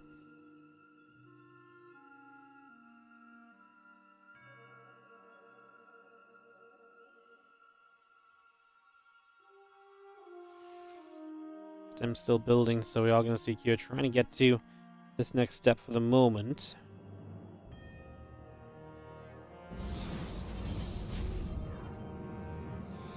Prison warps in, a couple more Stalkers going about. We get ready to attack onto the natural here, so in we go. Blinking forward, gonna get rid of the siege tank. The few Marines are gonna continue to fight. Good micro back with the Prism. Gonna get us the bunker. Now there's a lot of Marines. Is there enough though? Because obviously Stalkers can kite kind of forever against Marines at this point, so that does become a little bit of an issue. Definitely becomes a little bit scary if nothing else as we go for the warp in of a few more Stalkers. I mean, again, this is why you need the bunker, this is why you need the tanks. They are the things that help you to keep sturdy and a strong kind of line of defense against those Stalkers. Otherwise, they can start to run away a bit. I think we've done enough of those Cure. Clem is going to start splitting away at the Prism, which usually indicates that he doesn't think you can just go kind of diving in at the front any longer. Finds himself 3 SCVs. Needs a few Marine hits on the Prism, but it's going to be far enough away to not actually go down at least. Got a little scary there, but seemed pretty well controlled overall.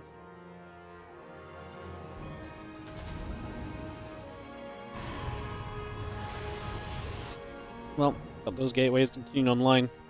+1 attack and combat shield coming through. Marines Marauder Medevac coming by as well. And that Stalk just splitting away up at the top. So that unit's just diving in over on the right-hand side. Oh, the Prism very nearly going down, so that's a little scary. Nearly went down to those Marines right there. Just about stays alive though, keeps it going for the moment. And again, +1 combat shield both coming through. Starport lifts off. Peeling away as the few Marines going to go in after the hallucination.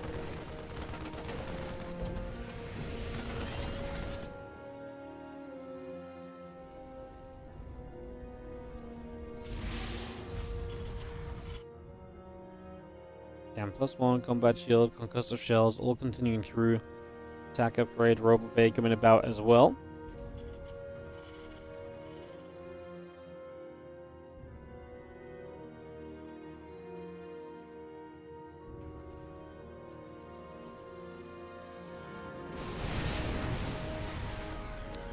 Obviously, Cure just pinned into 2 bases. Clem starts to be putting work into his 4th base already, so you can definitely see where this is going to become a little bit of an issue in the long term, right, for Cure if he doesn't kind of find a way out shortly.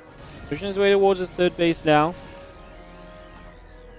You know what, I look at the supplies though, and I'm like, well, Clem's only on equal work account. That's not actually great for a Protoss player typically. Obviously, yes, a lot of those workers at Cure haven't mined yet because they've not been on a 3rd base, but like when he gets to a 3rd base, I do not hate Cure's position at all.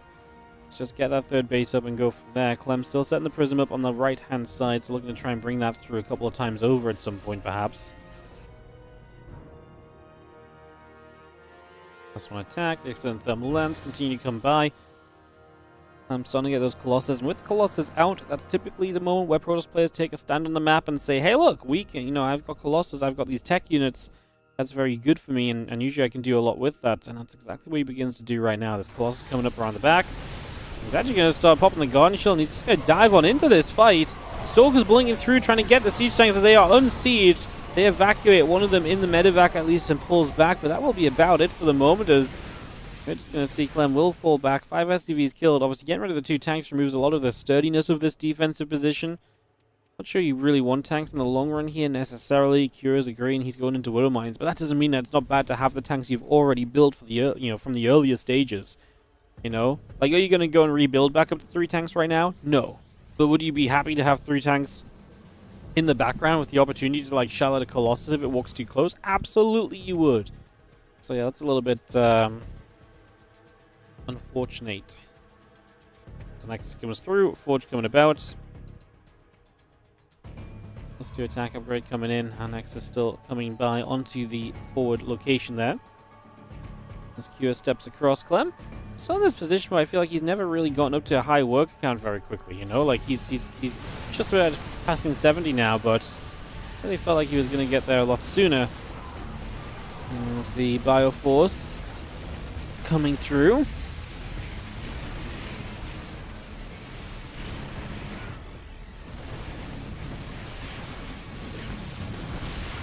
He's taking some shots. Colossus will fire. Nice, but don't mind shot into the Zealots. We are going to see the Bio continue to sit there. A couple of Zealots going down very quickly. I actually do not like this for Clem's army right now. It is in some trouble. The Bioforce is not going anywhere at all. Kira's just powering through this, and Clem does not have the damage output. Kira chasing into Colossus is terrifying. That's absolutely where this attack can go wrong for him, and probably has done, because chasing into those up the ramp is pretty rough. I mean, everything else for Kyo was great, though, but maybe should have just sat on this low ground and denied the base rather than chasing the army. Like I say, there's a point where he had a lot of reinforcements coming, a couple of Vikings showing up eventually. And yeah, I feel like chasing in was just a little bit more expensive than it needed to be. The couple of Zealots going down. Clem is now on the counter-attack, and that really does show that this went from being so good and so scary from Kyo to just, like I say, you overstep a little too far. Gotta be very careful about that.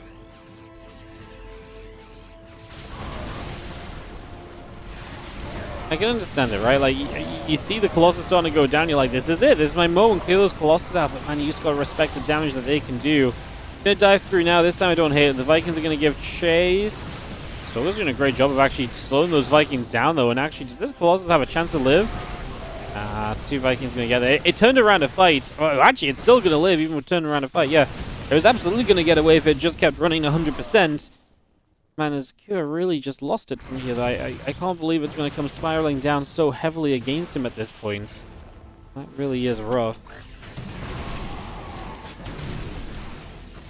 One of mine's going down. Stalker blinks back. Another one of mine going to try and line up onto the Stalker as well. Lost a shot, and the one of mine dropping already. +3, +2 coming online. We've got a Dark Shrine, Robo Facility coming in as well. The Colossus are just going through a bunch of those SCVs, so a lot of damage being dealt. Another Widow Mine going down as well currently.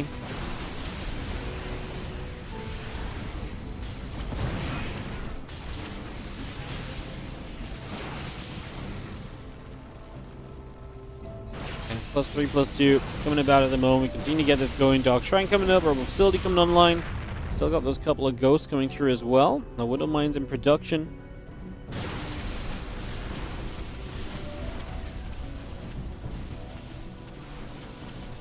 Those scanners, the Zealots will continue to go straight in for the rocks, and obviously just opening up some space. Q's supplies just not there anymore.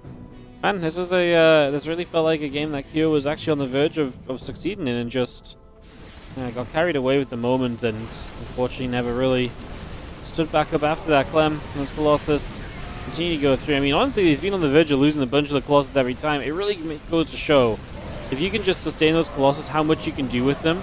And like I say, just doing them little bits of micro that just keep them alive that bit longer. I mean, look at them now. It's just absolutely shredding. GG says Kua, as Clem is going to take game number 1 of this best of 3.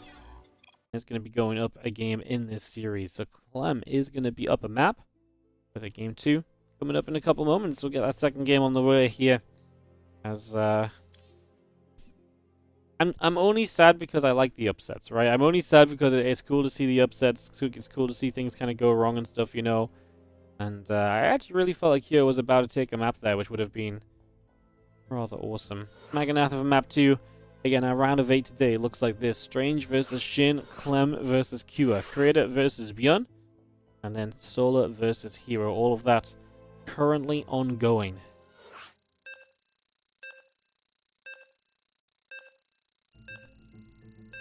Ready GLHF being called. I remember being absolutely fascinated with Colossi in 2010 when you were 14. That right there felt very similar. Honestly, Colossus are great. It's just, the thing is, for the longest time, people have not been able to keep Colossus alive. But, like, Colossus in the background do so well. Right now, people are just so good at keeping those Colossus alive. They are absolutely great at realizing just how powerful the Colossus can be if you babysit it as well, you know? I think that's what it really comes down to. It's just that the Colossus are able to step up and do so much. And because you're so threatening, it really scares the Terran to kind of having enough available there.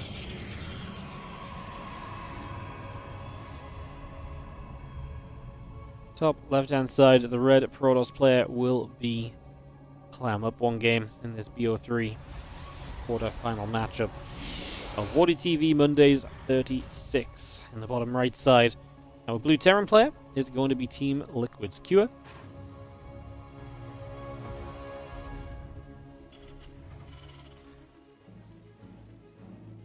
Game 2 of this best of 3.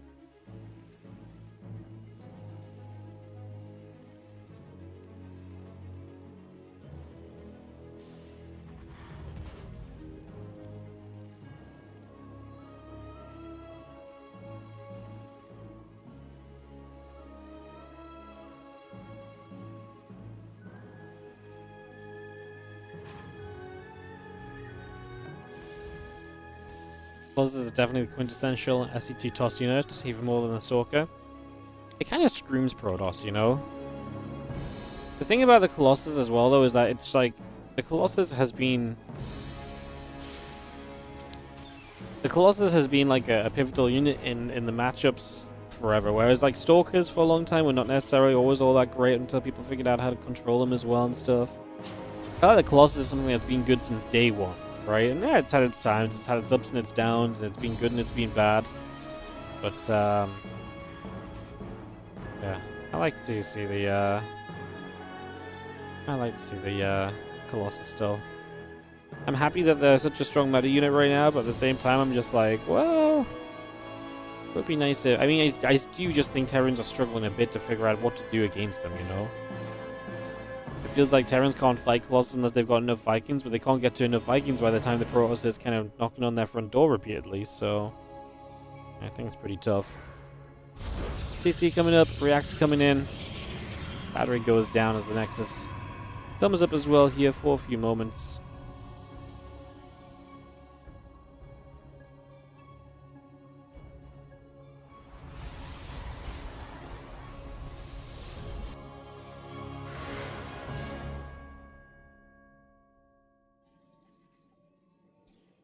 Okay, moving out from the natural. Again, commands are coming in. Color counts and a couple of probes coming through. The workers gathering together as I just get everything joined up. A couple of Hellions coming about as we speak. There's the starport on the 12 o'clock position, getting that starport straight into play. The Adept coming around, shading up to the top for the moment.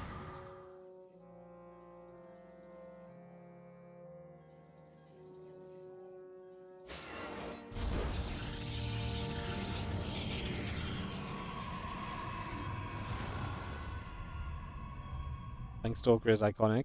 And Blinkstalkers are iconic, but I really feel as though the Colossus was like, to me, it was like the Colossus were like the first thing you really used in Protoss, right? Like if you're a noob and you're playing Protoss, like you want to try and build Colossus. Like Blinkstalkers just don't have a place because it's like, well, these things suck because you don't know how to blink them. I always feel as though Colossus have that kind of factor that helps them kind of stand out. Anyway, Hellions get in, and Clem is going to take 5 workers of damage. So you're getting off to a very good start. That's exactly what you're kind of looking for here. So you see 5 workers going down, but at the cost of every single Hellion. So that's not the end of the world. Those Hellions are really designed to do this. As Q moves his command center to the low ground during this now as well, and gets himself ready to get into the next step of this game.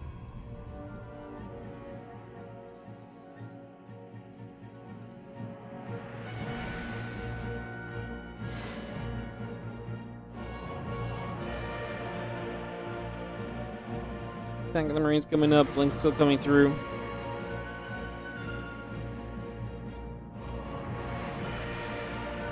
initial matches, he went only Colossus against the Zerg.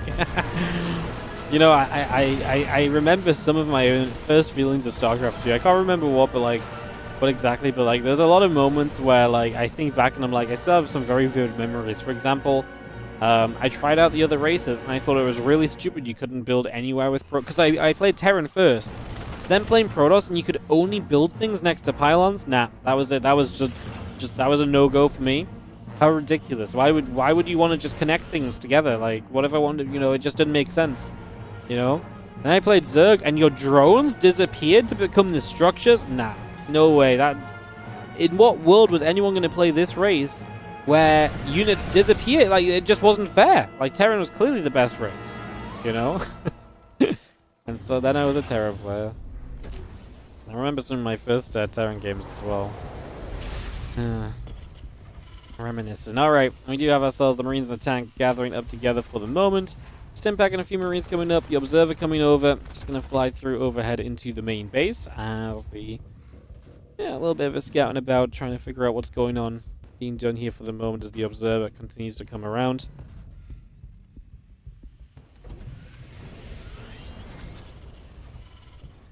You chose Toss because the buildings would build themselves. Yeah, I guess I didn't. I probably didn't get that far with Protoss because you know, it doesn't matter if the buildings can't build themselves if you can't build any buildings because you don't know how to put them next to pylons, right?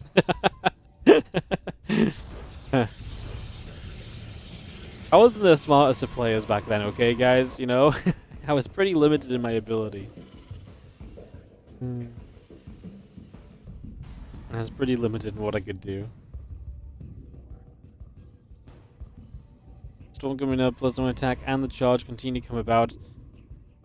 I do really wonder how my experience of StarCraft would have been if, for whatever reason, I found Terran dumb and found Protoss, like, intuitive or something. Like, I really wonder, like, would I have still, you know, would all my favorite players right now still be my favorite players? It's such a weird thing to think of, because this was so long ago. And just my whatever random choice or logic choice to pick Terran obviously truly shaped, like, you know, my enjoyment of StarCraft 2 in a certain way, and like who I enjoy watching and all of that kind of stuff, right? Which, like I say, is kind of crazy if you ask me.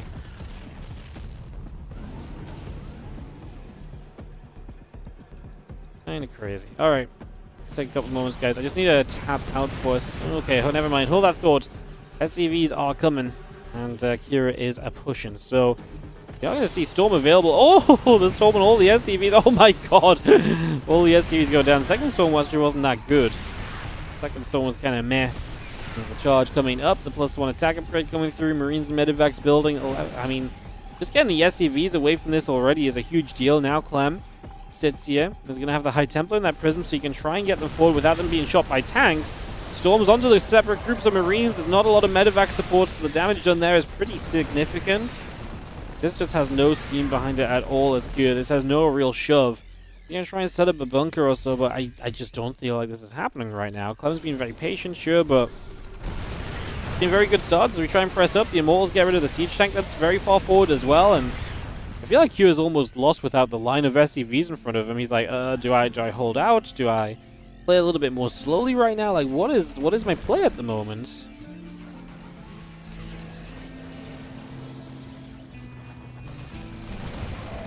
Here we go, units are going to press forward. We're going to see the convergence here as we drop a Storm. And Clem looks to play clean up. He actually has a lot of Marines left to play against here. I don't mind that. Let them run forward. Let himself get another better Storm off. With only Marines left over, I don't think you're in a rush anymore to kind of fight that. You know, it's not like you really need to deny the bunker coming up or anything. If it's only Marines, it's just not going to be good enough. GG's Clem 2. And Q 0 is going to round out that quarter final matchup. All right. We have a result on the bottom side. Hero went 2-1 against Solar. So we will be going Hero versus Creator first. And then we will go from there.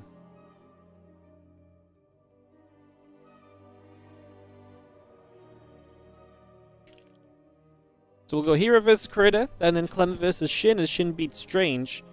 And that is our schedule for the day.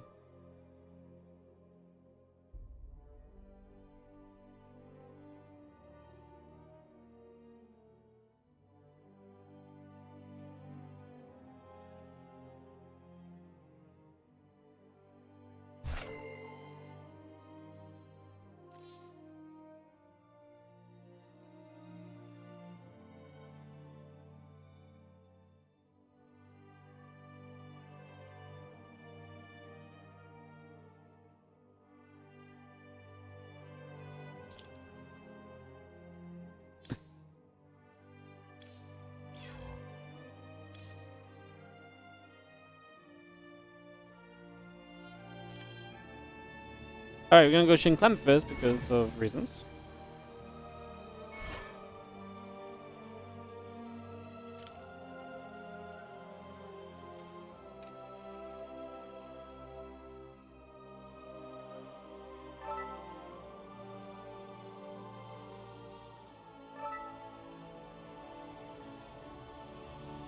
Alright. Couple moments, guys.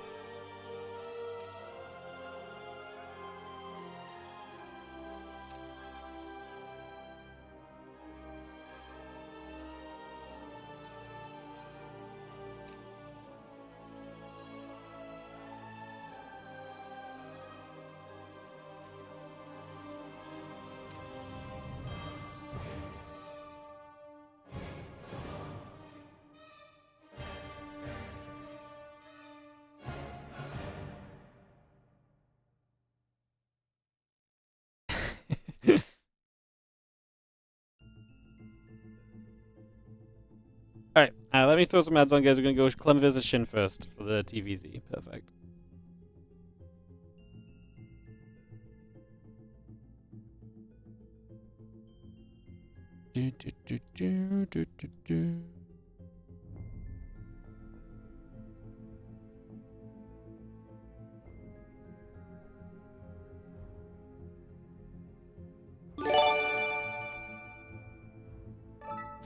Oh, what's up? An anonymous gifter gifting out to Raynor. Thank you so much.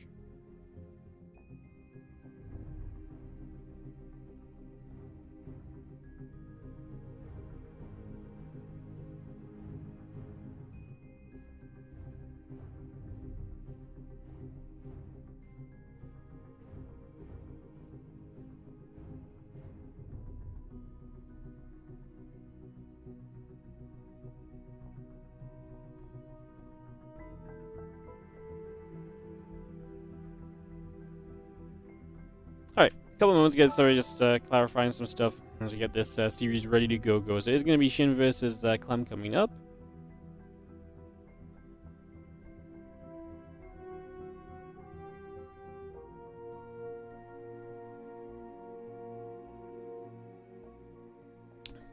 Oh yeah, we've got 2 minutes on ads. I kind of want to sell out. If we sell out at the start of the game, maybe we'll still sell out at the start of the game or so. How about that? Does that sound good? I feel like you guys are like itching for a sellout today. I feel like everyone's itching for it. Was that our first sub of the day? My god. Monday mornings go slow sometimes, huh? Usually someone has like a sub before the stream at the very least and stuff or something. Today's been quiet, huh? Yay. Quiet one. Alrighty, videos are coming through, guys, so we should be good to host up in a couple of moments. Started shortly. Hey, what's up, Gorkon? Thank you so much for the 10-month resub on the Prime.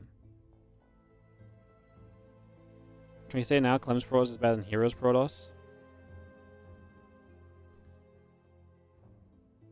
I don't think so.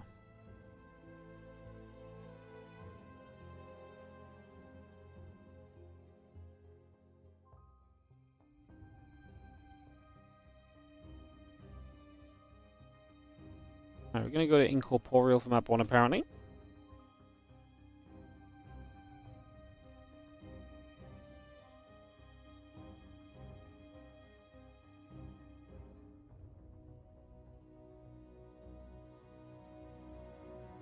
Incorporeal, Magnatha, and then Tokamak. Alright, we're getting this hosted up, get this ready to go.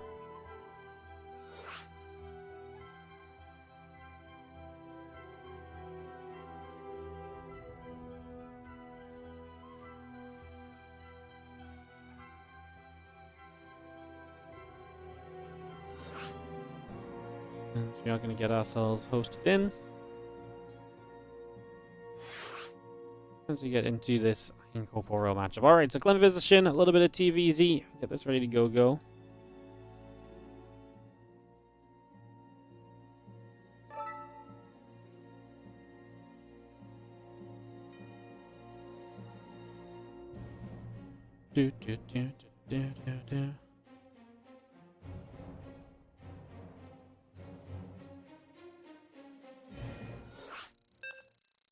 Alright, TVZ coming up, guys. Best of 3 semi-final here today for the WardiTV Mondays. Get this ready to roll.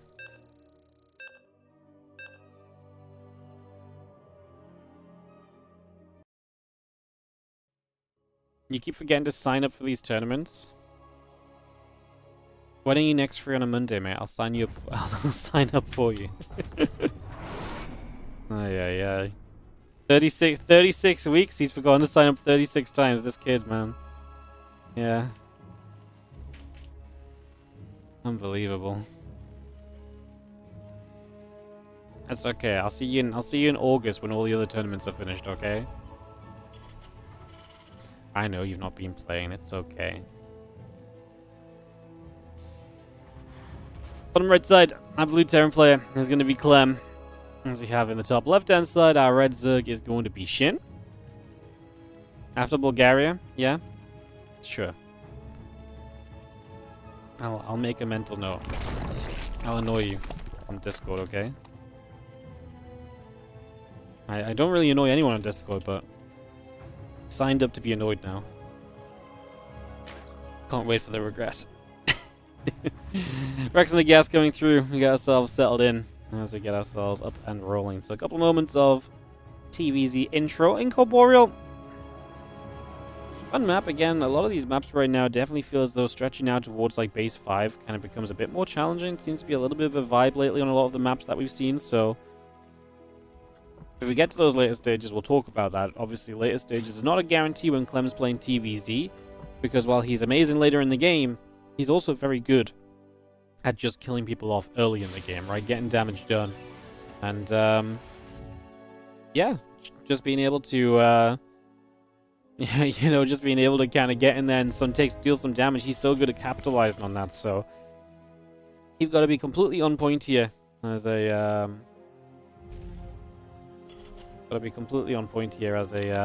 Zerg player, not to take damage early and not to let this get too far away from you.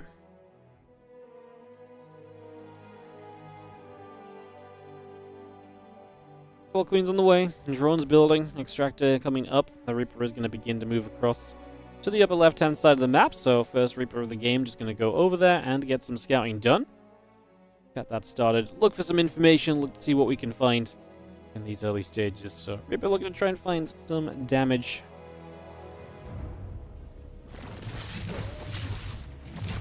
Queen's just going to be there, and the Reaper going to be turned around. Moving about. Again, the factory and the command center continue to settle down. Reactor on the way through. Continue to get that building just for the moment.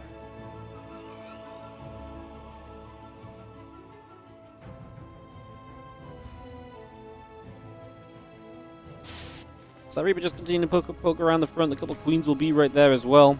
And you have our drones, the link speed coming online. The orbital command coming up as well, so we get that started in. The SCV produces the starport on the way through. Just getting that command center building in the main base. So we'll get that online as the Queens will be there to try and deal with the Reaper. Reaper gets pushed back.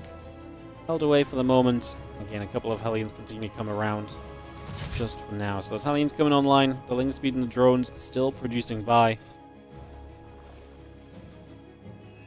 That starport is going to be finishing very shortly. So we get that starport completing. Command center still coming up.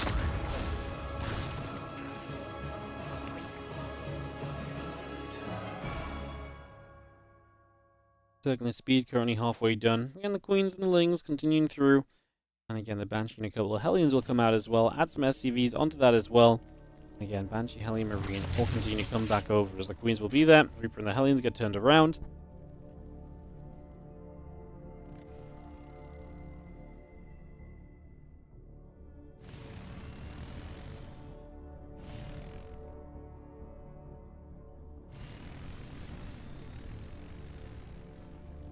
And the Reaper back up that top side. Queen's going to be there. Reaper already going to take some shots. The Ling's going to try and get in position. Ooh, Hellion's going to try and slip by the Reaper. Sorry, the Lings had a surround there, and then they kind of let the Hellions by. I actually don't think we needed to lose those 3 drones. I think the Lings were in position to stop those Hellions getting anywhere initially. As the Marine's going to go after the Overlord, it heads into the main base. The 3rd CC obviously up there from Clem. Some final confirmations from Shin before that Overlord goes down. The Banshee the next stage of this as well, going into that cloak, so Playing Banshee very typical, I think, against Shin as well, because he is a player that will play roaches a good amount of the time. Like, he is not afraid to kind of step into the world of aggression, so I don't hate the Banshee play against Shin. Banshees in general against Zerg are just typically very good. They are very much so a solid choice 9 times out of 10.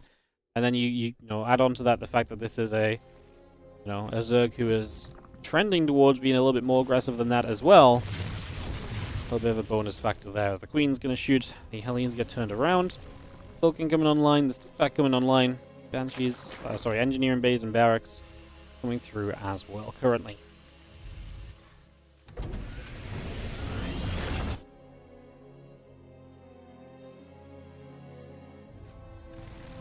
And those Evo Chambers will continue online. The lamp, the Bailey Nest continue to come through for the moment. The drone's still on the way. Queens are going to get going. Another Extractor still coming down as we have Hellions on the right side. Poking about and getting rid of a couple of additional creep tumors currently. Not going to get the hatchery, damaging that through. Queens are going to be there. Hellions get turned away. A couple of drones are going to fall. And again, the 1-1 in the stim pack continuing up as we speak. Siege tank and a marine still coming online. Those Banshees just going to step away. Something done. Going to go and grab themselves a queen.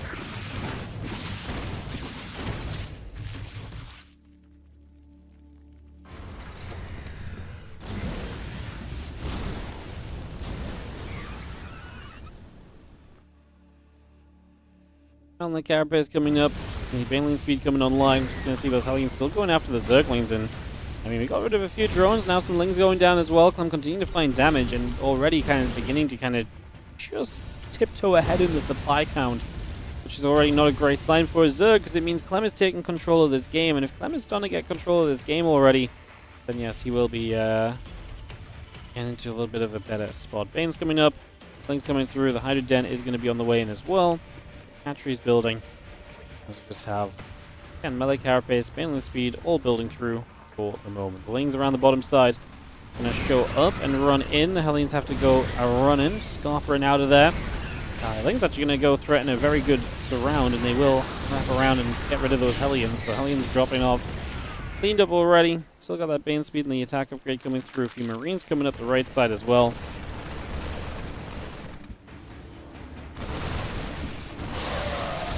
Marine's going to load back into the medevacs, peeling back over the sides.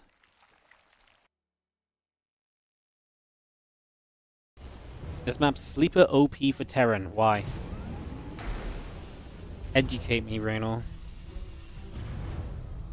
Teach me why we're loving it for the Terrans. There's a lot of good ledges and stuff for Terrans, no? Like, I actually feel like the middle of the map's very good for Terrans. Being able to, like, just tank shot across the middle. Especially if it goes late, like, these middle bases are, like, they feel pretty miserable.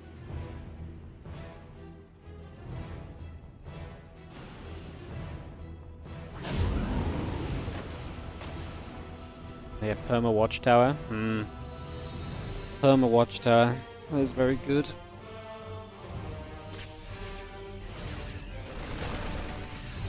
I guess it is very, I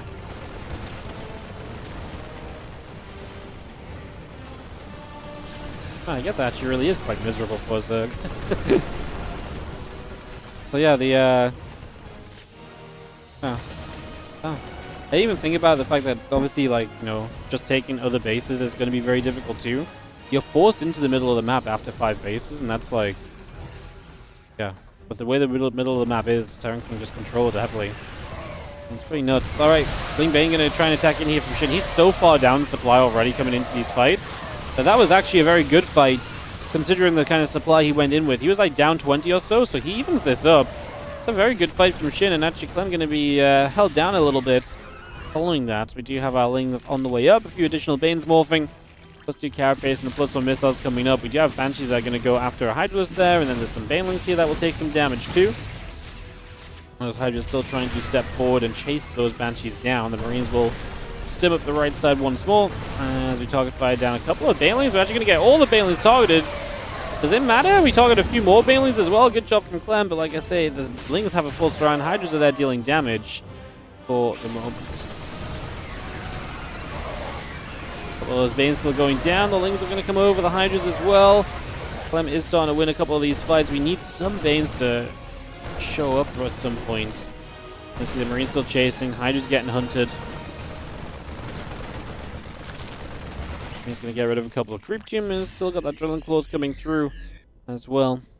And more Marines. The medevacs continue to come out for the moment. As Clem not feeling the need to attack into anything else just yet. Infestation Pit just finished from Shin, so that will open the door a little for the later game units.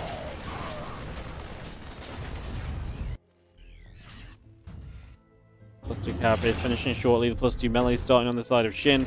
Bloodling Bane still coming up. SCV is going to get grabbed over in the mineral line. 6 workers going down. So at least Shin finding a little bit of something. Needs to kind of, you know, find ways to keep on hanging on in here for the moment.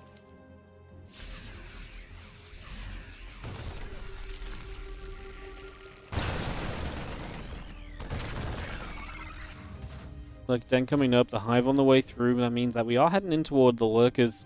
And that next step. If we can survive until then, this starts to look like a very different game. Clem will be forced to attack up too. Again, not that Clem is afraid of playing a late game, not that Clem is, you know, bad in these sort of situations.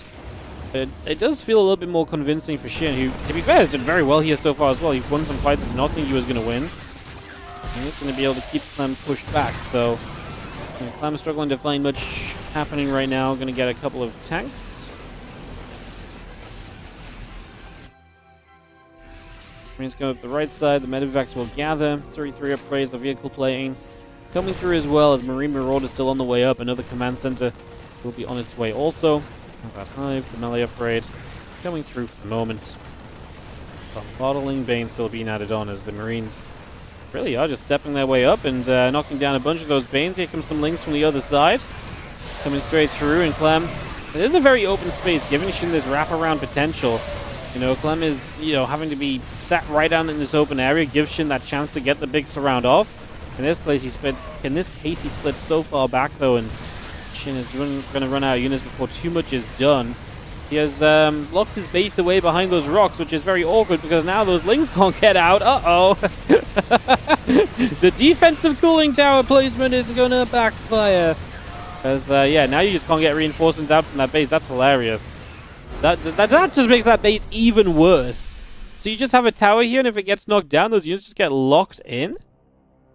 That's kind of nuts.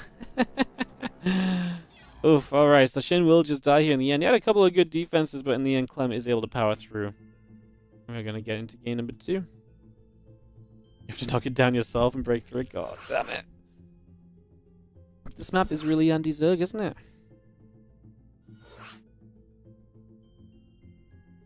Crazy.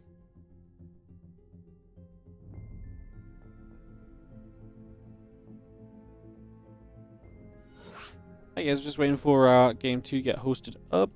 We'll be right on into more games here as it's the semifinals between Clem and Shin. We are speeding through today, by the way, like sub 2 hours, and we're through our first game of the semis. Is pretty fast going. So, yeah. Well, I have our players here. I have everyone in the lobby. Not waiting for anybody else.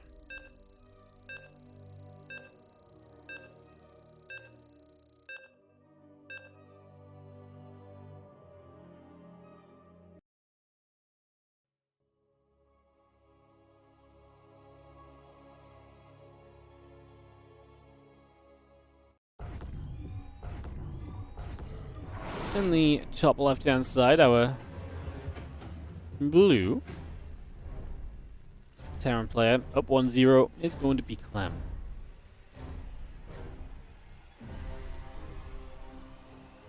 Bottom right, our red Zergy is going to be Shin.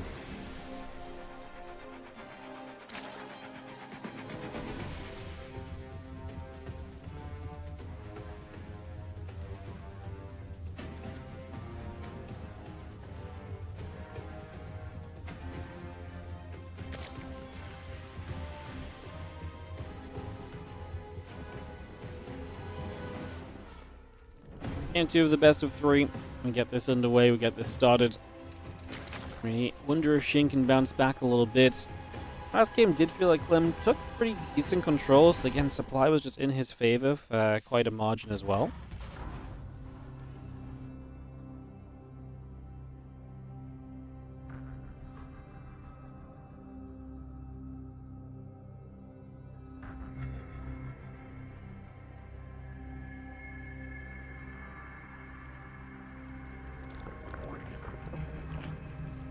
Hatch gas pool coming up.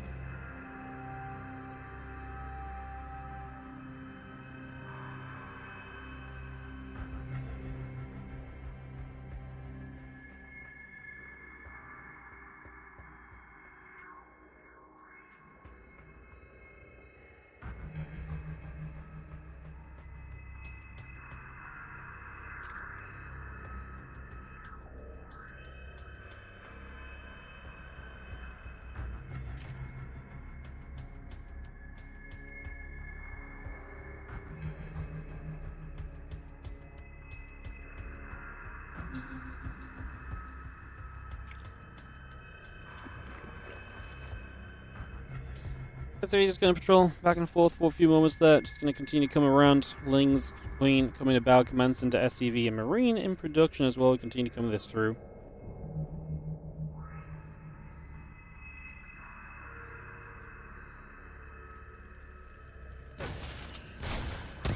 Reaper's going to shoot. A couple of Lings will start to take some damage. It's going to be seeing the Queens coming over.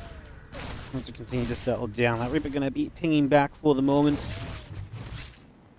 As the Queen will chase the Reaper for a couple of moments here.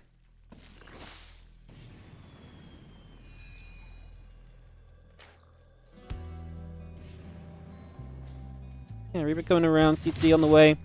Gonna see the Queen there. Gonna go and fight against the Reaper for a couple of moments. And Queen's link speed all coming up right now. The Reaper will be turned back for a few more moments there once more, so again, decent job of things right now. Link speed still continues to come on through and get ourselves settled. And yeah, Command Center is about halfway done. Starport halfway done. Aliens coming online.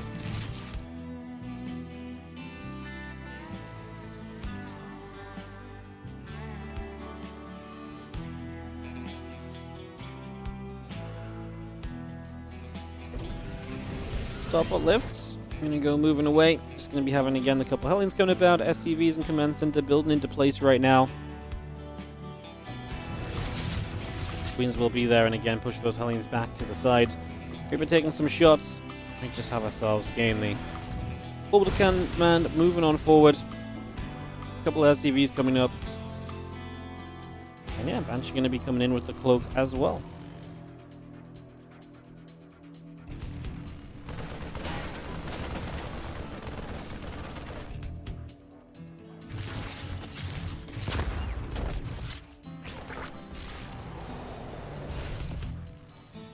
And Banshee and the Cloak coming through right now. Just going to be having a few Hellions and the Reaper gathering together. Similar build from Clem. I don't think he needs to really mix it up much. You know, he had a very confident game last time. I think he's very happy just continuing through at the moment as the...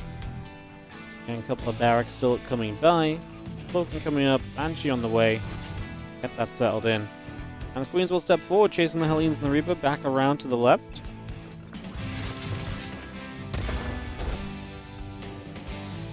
Grenade goes down and the Queens end up being bopped.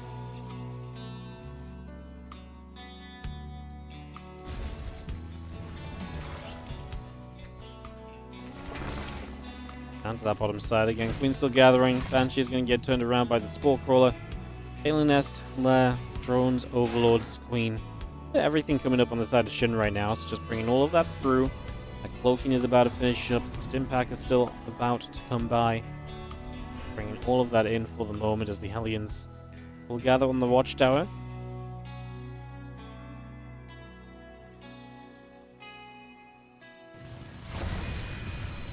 Hellions just going to go hit the rocks as we step through the Banshee overhead. Second Banshee right there, and we are going to get both those Banshees cloaked, and now we're actually going to find ourselves the cancel on the hatch.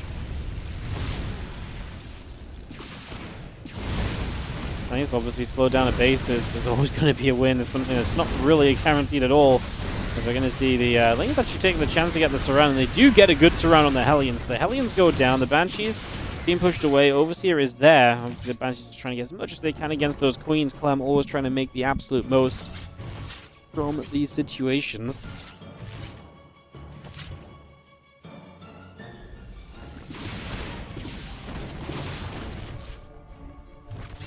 Again, 1-1 coming about. Stimpack about to finish. Melee upgrades coming through. Baneling speed coming up.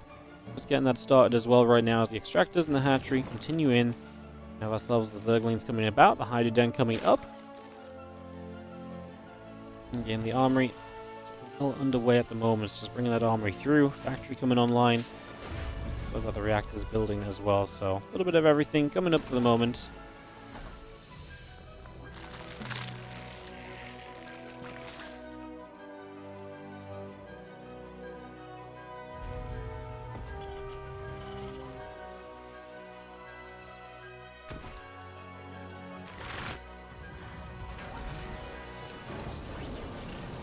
1-1 finishing shortly. Combat shield is coming through. It's going to have ourselves the Banshee still setting up. Let's just have ourselves the Medivacs will go across. So not full Medivacs, just thinking the reinforcements, they will join up with what's already moving onto the other side. There's a watchtower there from Shin, so he's going to be noting the approach. So he is aware of where Clem is coming from and what it roughly looks like in those early stages. Yeah, the +2/+2 combat shield and drilling claws all coming by. Going to get rid of a couple of quick tumors right here as well, so we knock a few of those down, no problem at all. Nice and easy, in fact, as the Lings and the Banes are going to continue through as well. It's just going to go straight over. Rest the Ling Bane coming across. Tank is going to get caught. A few Marines are being threatened. The Ling Bane's still hunting for the Marines right now, as we are going to knock down a few more Banes just for now. Again, doing the best we can on that. For the moment, just going to see the Medivacs coming over. Going to unload into the main base, and Clem is going to keep the pressure up and keep on putting some damage in. Reload back into the Medivacs, peeling away now over to that right-hand side. You know, at 140 supply from both players, which obviously for the Terran equal on workers, getting a fourth base up, it's looking pretty good already for Clem, but we did have Shin able to survive through a few of the fights last time around, so maybe he can do something similar here and turn it around a bit, but I mean, even when he survived through some fights last time, it didn't exactly end up in his favor, so Marines come down, they take the watchtower, going to even hop across down to the bottom left-hand side, hit this hatchery in the next few moments. Warclaw will go down, drone falls, a couple of Lings taking damage, and we're going to turn onto this hatch again, so hatchery will take some more shots, as we will see it falling and dropping. Hydra's going to get there, Queen going to be showing up, and Medivac goes down already. Now we're going to be seeing those Widow Mines and other Marines continue to push on through. Crypt Tumors will be getting jumped on once again now.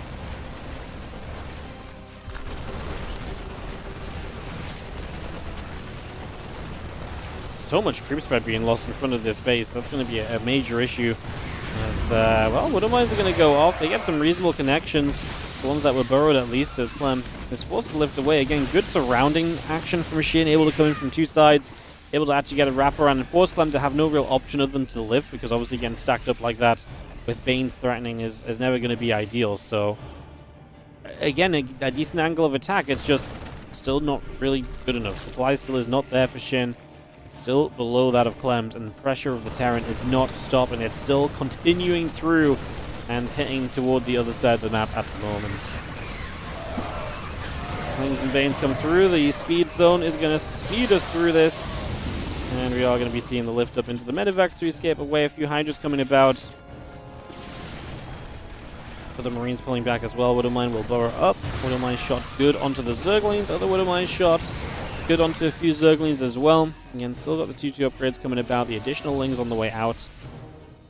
And because of shells and +1 vehicle plating is also on the way in right now as our Medivacs lift up again. Queens, oh sorry, Hydra's chasing. The Medivacs escape down the right side.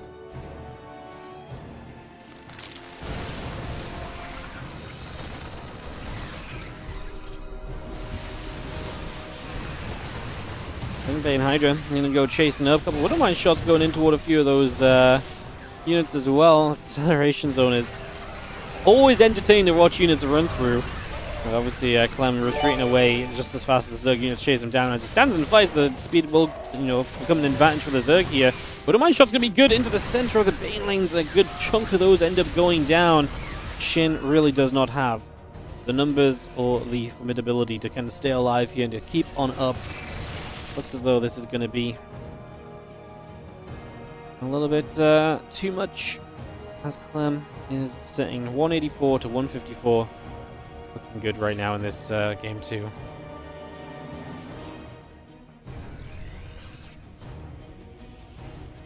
Fire around the right, a couple of Widow Mines still joining together. We have ourselves the Marines getting underneath. Overlord will take some damage. The team is taking damage as well. Another Widow Mine shot is going to hit a couple of Zerglings.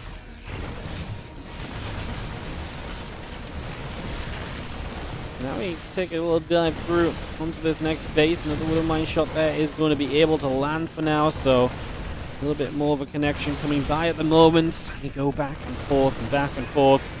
Hydras and Banes will continue to try and just make the close the distance.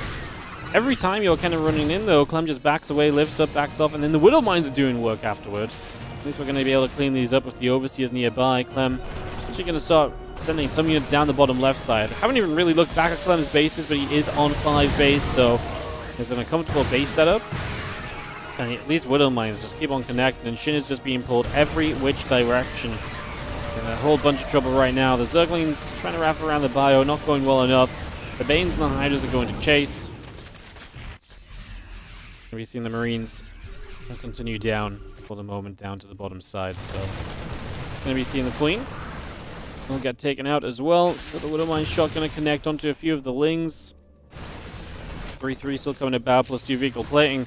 Those Lings are going to slip through. A couple of Widow Mines going to go off. A massive Zerglings getting taken out. The Banes and the Hydras will continue through too, as we are going to be seeing those Banelings still trying to find a way to connect. Hydras are going to jump onto the bio units. The Widow Mines are still going off. The SCVs are going to be there. The Lings being added on too. I think we are pretty much at the verge of GG's here in this one. I mean, Shin's going to keep on attacking. He still has a fair amount of units. It's just the number difference is 100% there for Clem. And yeah, GG gets called. It was definitely feeling like one of those moments was coming, as Clem takes the 2-0 and moves into the finals of the WardiTV Mondays, somewhere he's not been for a couple of weeks. So Clem will move through to that finals. Guys, I'm just going to grab a few bites of my lunch, give some love to the little puppy over here, and I'll be back with you guys in just a few moments for our second semifinal of Creator versus Hero.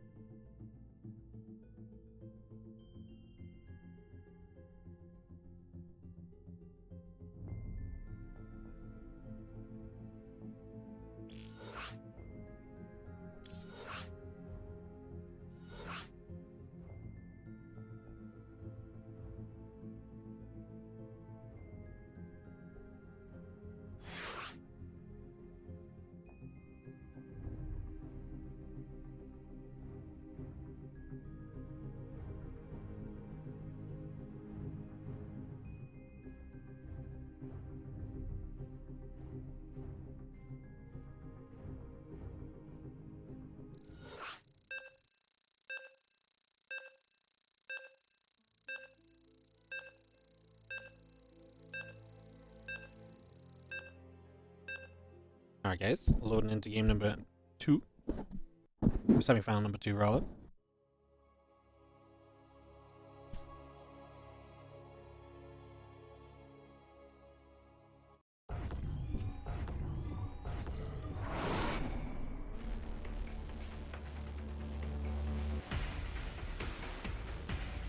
PvP time. As in the bottom right corner, we introduce Creator, who's actually been in the top 4 a fair bit recently.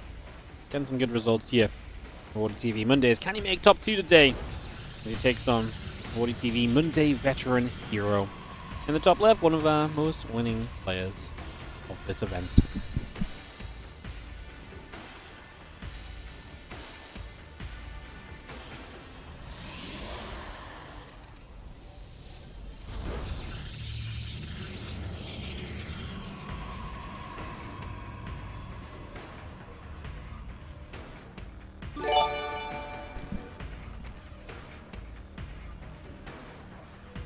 Noobling789. Thank you so much for the 4-month resub on the Prime.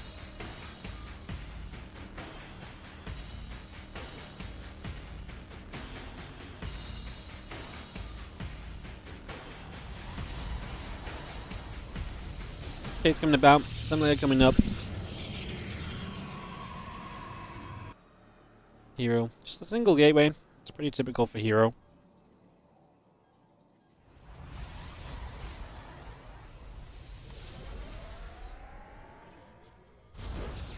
He likes single gates and trying to expand for sure.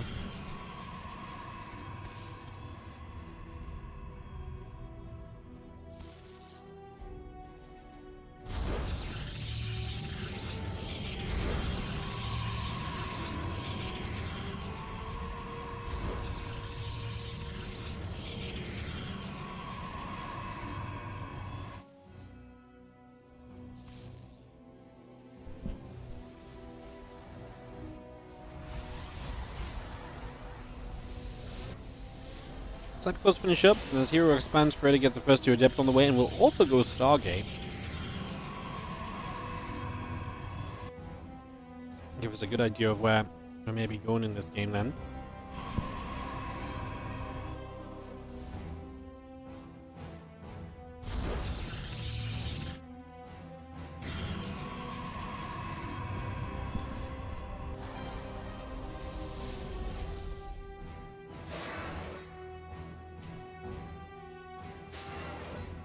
Why did Medivacs get that boost for free? Have you ever seen slow Medivacs try and do damage in the last 10 years? People got too good at it, man. Literally a necessary buff because drop defense was becoming too good. And that was before people got as good as they are now.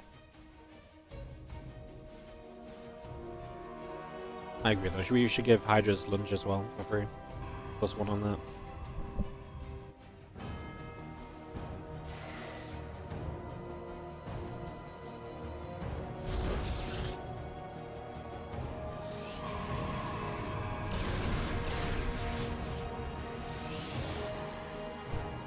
Oracle is going across the map. Hero knows about it.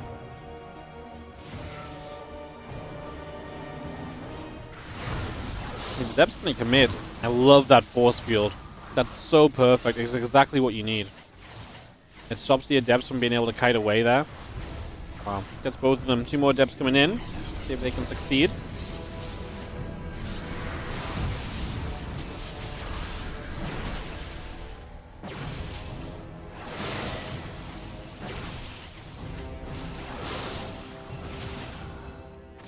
Hero kind of letting the Oracle live. Focus on the Adepts instead. Not a bad choice. For the most part, going to be able to get through the majority of this so far.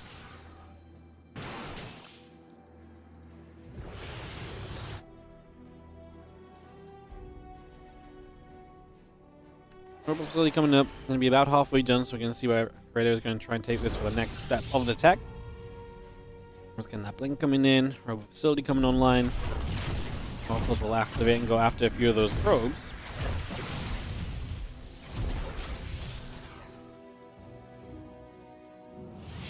Again, Robo finishing up very shortly. I'm just going to see the Oracles coming through. Again, a few more of those workers continuing to go down currently.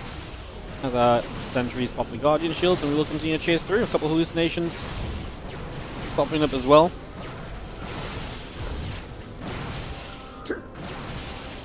There's a lot of damage done, and if Creator can defend this, the damage he's done is actually going to be capable of kind of putting him in an alright position here. The fake Stalkers are all gone. Now the real Stalker's getting some good volleys off for Creator too, while his Zealot tanked some of the damage. Well, Creator's going to get a very good defense. Still down by 4 workers despite all of this, but obviously now he's going to be on that robo facility. He can start getting Immortals out, and that Immortal will help him defend now and will be his future defense too. As his opponent hits Blink, he'll really be reliant on this robo setup. So, you got that going as the recall comes by. Having ourselves the Immortal coming up about halfway done. A few probes still building. Nexus coming up as well on the third base. There's a fun little bit of back and forth. Both sides getting aggressive. Get a little bit of micro needed as well to obviously minimize some of the damage that was coming through right there.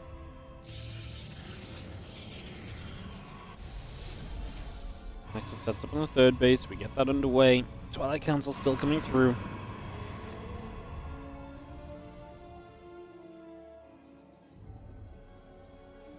Gateway still coming. Blink coming about. It's going to be having the Nexus coming over. The Forge coming through as well. Let's just have the continuation of a setup here.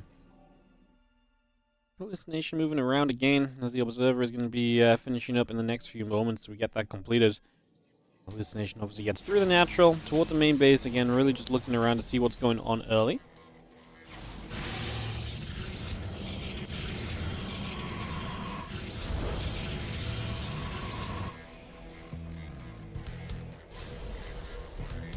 And Stalker Sentry Force is gathering up. Next is going to chrono boost the probes.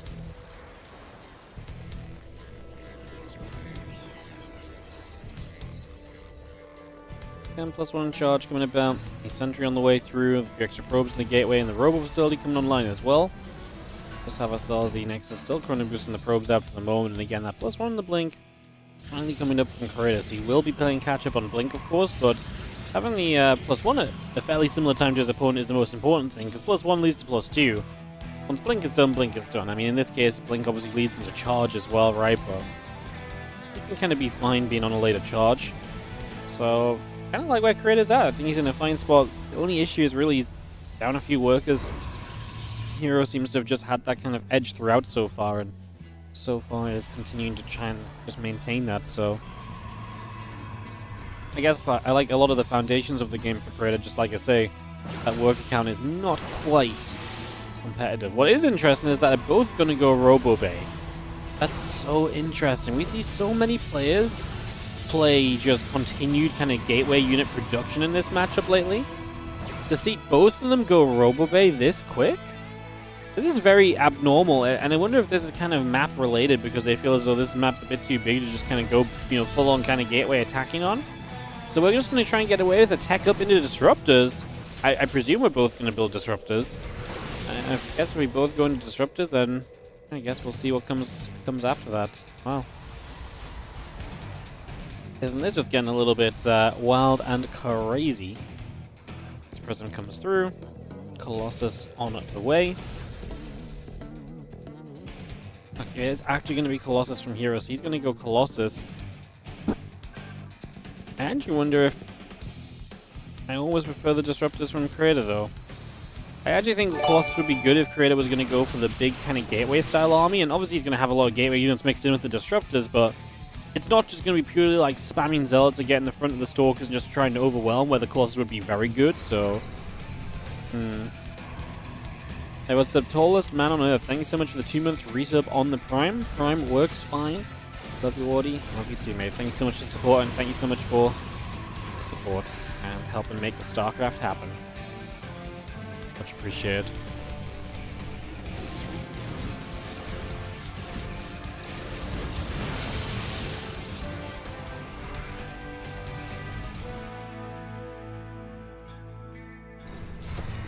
Couple disruptors coming up, +2 attack coming about. Charge on the way in.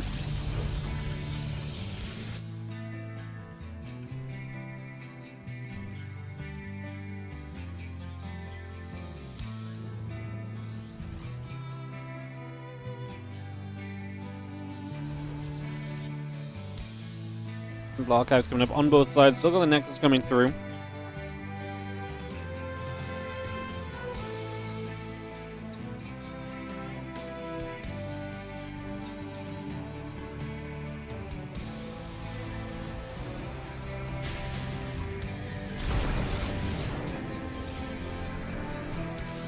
Plus 2 attack coming up. A couple of disruptors coming about. Continue to get this going.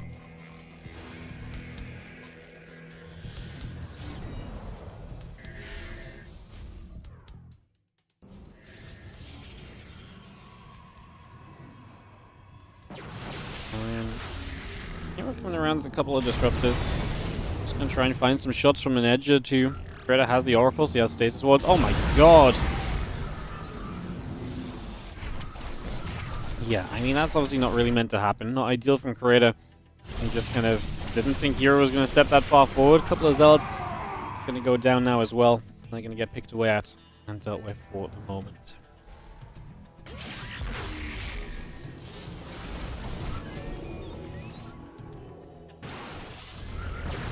More Disruptors. And they are going to hit first from Hero. He's just outclassing Creator in this Disruptor game at the moment.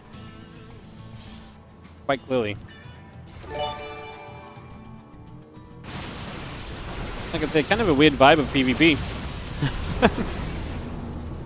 We don't usually see the game kind of accelerate to this point so often, but here we are.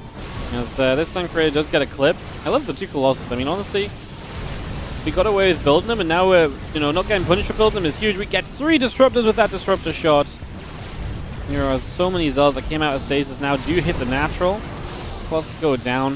I don't know if I actually loved the Colossus. I just thought they were fun, and they didn't really seem to negatively affect Hero. I don't know if they really did much in the end, I guess.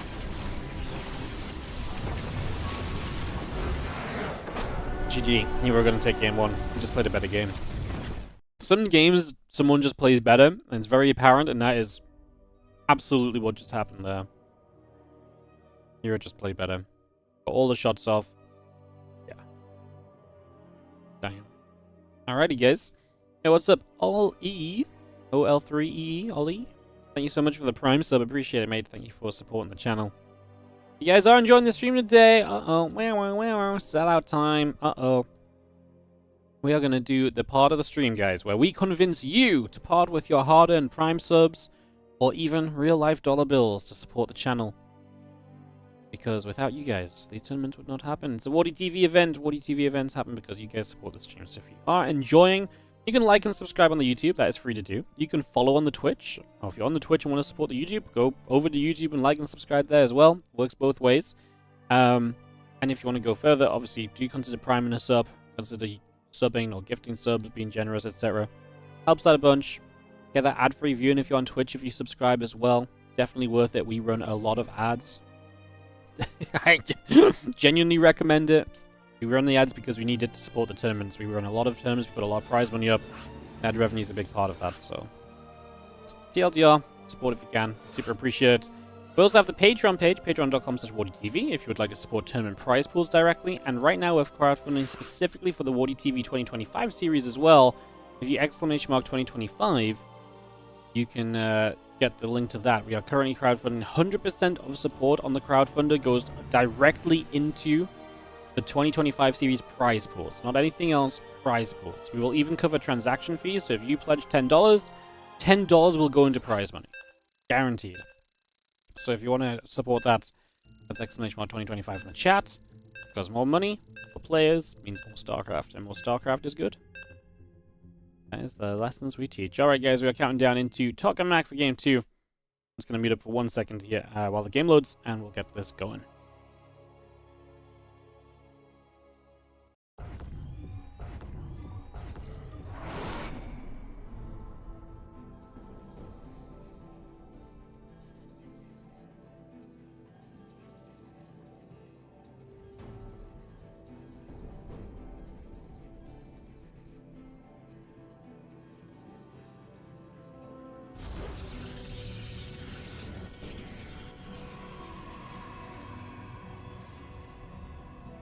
In the bottom left, our Blue Protoss player here is going to be Creator. Definitely didn't have the best of starts, and then really just kind of got outclassed following on. So we'll see if he can switch it up a little bit, going up against Hero. A red Protoss in the top right corner of the map for game 2.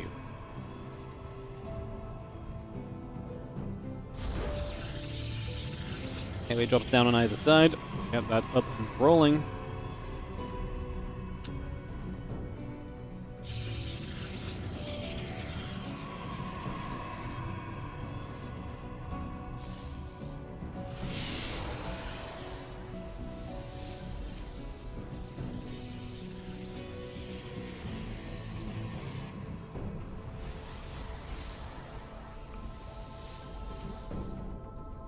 It's been a hot second since we've actually had a Clem Hero Finals, right? It has been since April the 14th, edition 31. Sorry, April 21st, edition 32, Hero Clem Finals. Heroes in the final 2 weeks ago, but yeah, the last 3 winners, Classic, Classic, and beyond. So it's kind of a wild start for this tournament when you, just because obviously, like I say, I mean, over 35 events, Clem has won 16 times, MaxBack 7, and Hero 6 for a total of 29 out of 35 victories. The other 6 wins, 2 for Bjorn, 2 for Classic, the last 2 weeks for Classic, and then 1 for Shin, 1 for Trap. So it's kind of wild to see the last 3 weeks, like half of the victories that have not been Hero, Clem, or MaxBacks in this tournament series were in the last 3 weeks. That is pretty nuts, right? It's an incredible set of stats we've got going there.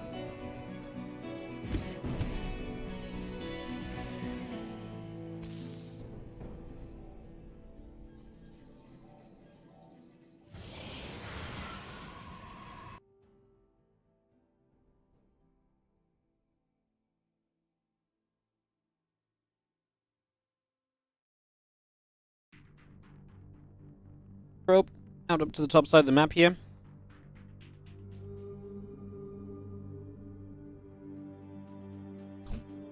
We'll check to see what's going on.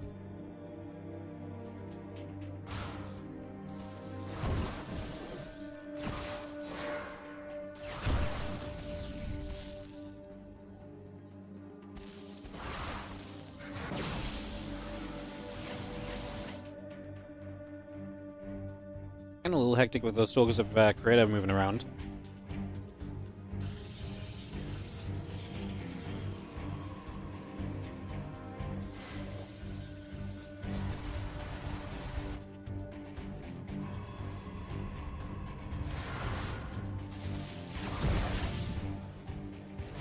Sentries will be there, nibbling at the Adepts again, chasing them around. A couple of sentries will continue to be hot on their heels. But it's working. That's going to try and shade up in toward the main base here, and actually will get in. So Creator with the opportunity to deal some damage. Nice force field trying to disrupt the Adepts a little bit, stop them from being joined together, stop them from kiting away from the units. Still 5 workers though, so Creator gets in and puts a bit of work in toward closing the worker gap in this game. He's still down by 6 though, so he's still in a troubling position. So, even for all the success he's just found, I wouldn't really say we really love it for him right now. Step's going to come shading down as well. I'm going to go and see what they can do. Robo Forge coming up. Blink coming about, couple probes on the way, pylon in production. Yeah, Stalkers and the Adepts continue to make their way across here as the Adepts and so continue through.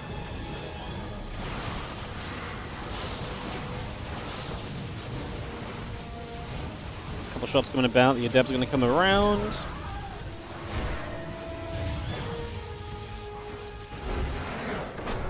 Here we're just going to kill the Creator. Okay, not the best PvP. Like, first game was kind of interesting just because they kind of built stuff a little bit differently to usual, but like, I think fair to say that that was not quite the PvP of all time. Hero 2-0. Hero Clem Finals.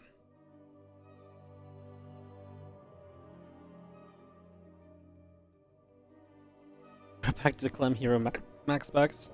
Well, yeah, maybe just Max Packs next week, because next week everyone will also be traveling to Dallas and stuff. That's why I think we should drop the prize money next week.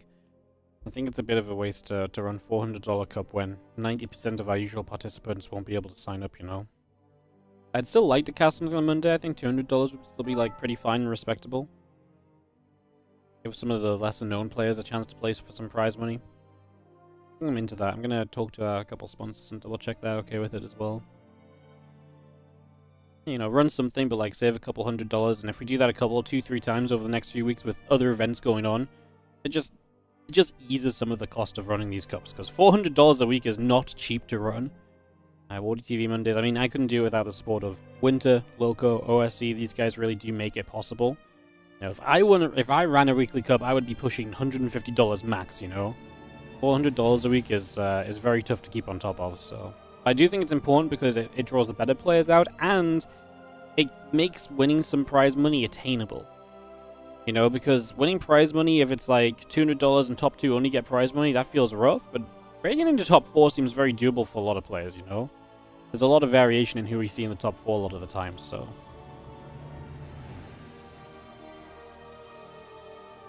Videos are starting between Clem and Hero. And this BO5, who beat Harsum Aragfire in the very first match of the day. We actually streamed that one if you want to go back and watch it, but I would not say it was a great series. It was definitely Harsum kind of getting a little bit bopped, to be honest. It was not quite the captain's day.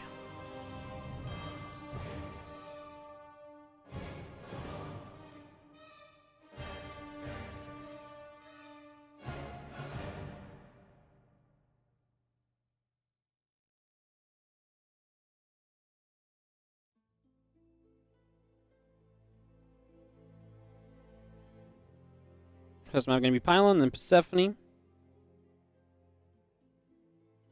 And yeah, we just have a best of 5 between us and wrapping things up today, guys.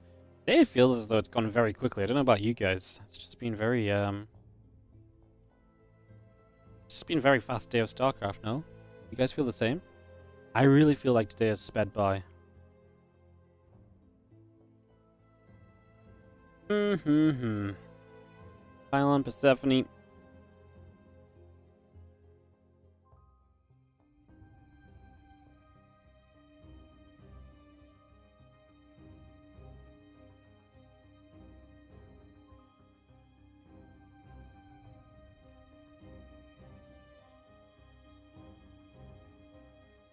Apparently we've just stopped there with the videos. There we go. Torches, Incorporeal. Whichever map was left. Magnatha, give me map 5.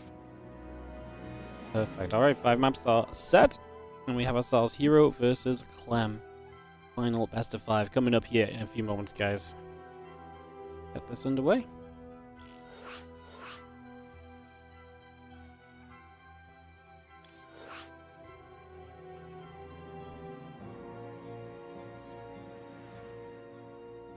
Joining up to the lobby right now. Get that underway. Get everything underway on this stream. Get underway. We're just going to take a moment. Getting settled in. The wardy filler verbs. Or verbs, phase. Filler phrases. Always classics.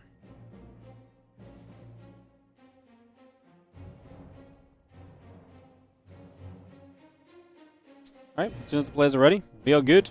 I don't even have a host of the lobby. Love it. Waiting for Clem to say he is ready. Kick off in this best of 5. What was the last time these two played each other? Let's have a peek.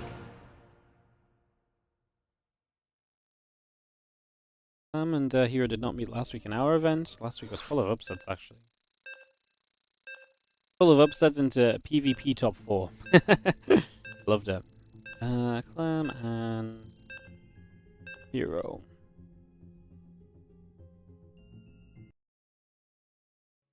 Wow, they haven't played. Wow, Clem and Hero haven't played since the Pigsties. They haven't played since the start of the month. Now, that's actually only like 12 days away. 15 days since they last played. Put into reference, I actually think that's the longest that they've not played against each other for like all year, Nelly.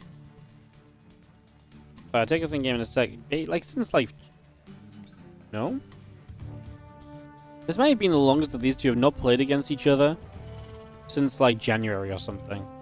all year. Like, these two have actually been playing against each other so freaking much. So that's kind of crazy. The first two these guys have played in like 15 days.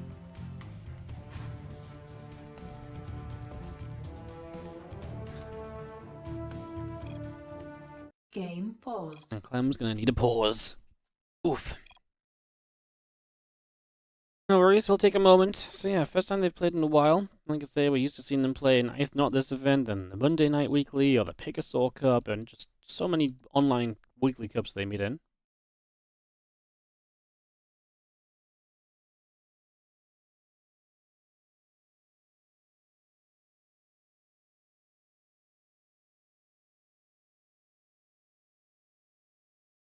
Just a moment or two.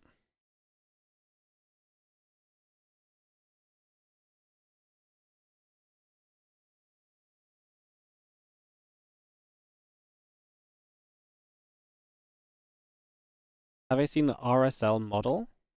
What's the RSL model? I don't know what you mean.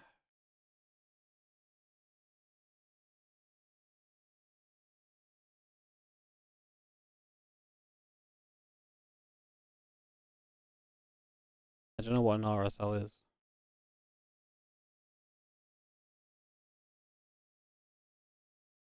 Hope we get a different EWC bracket. The last one sucked. The Tasteless Revival. Oh, the RSL, the Revival League. Oh, I thought you were talking about like a model, as in like a model train or something, or. Well, you mean like the model of crowdfunding or something, or tournament format, or what specifically? How much is first prize money for this event? This is just $200 for first place. But let me know if you mean something different, Kimo. Competition model. It's just wait, I actually don't know what their format is actually. Isn't it just like four groups into like a bracket or something? I actually realize now that I actually don't know. I haven't really paid attention. Yo, Palkin, thank you so much for the 61-month resub, mate. Appreciate it. Appreciate it. Oh, for GSL? I think GSL first place prize was like $8,000 or thereabouts. And it was like a $28,000 prize pool overall. I think first place was like 8K. I think. They announced it yesterday. It's quite similar to GSL. I don't know. I haven't read it at all. I'm not really keeping up with it, to be honest. I don't have much interest, unfortunately.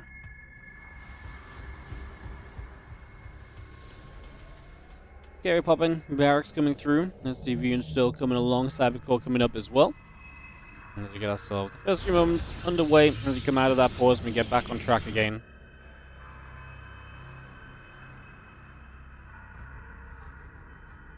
Now you've made me interested in seeing what the tournament format is, because you've made it sound interesting.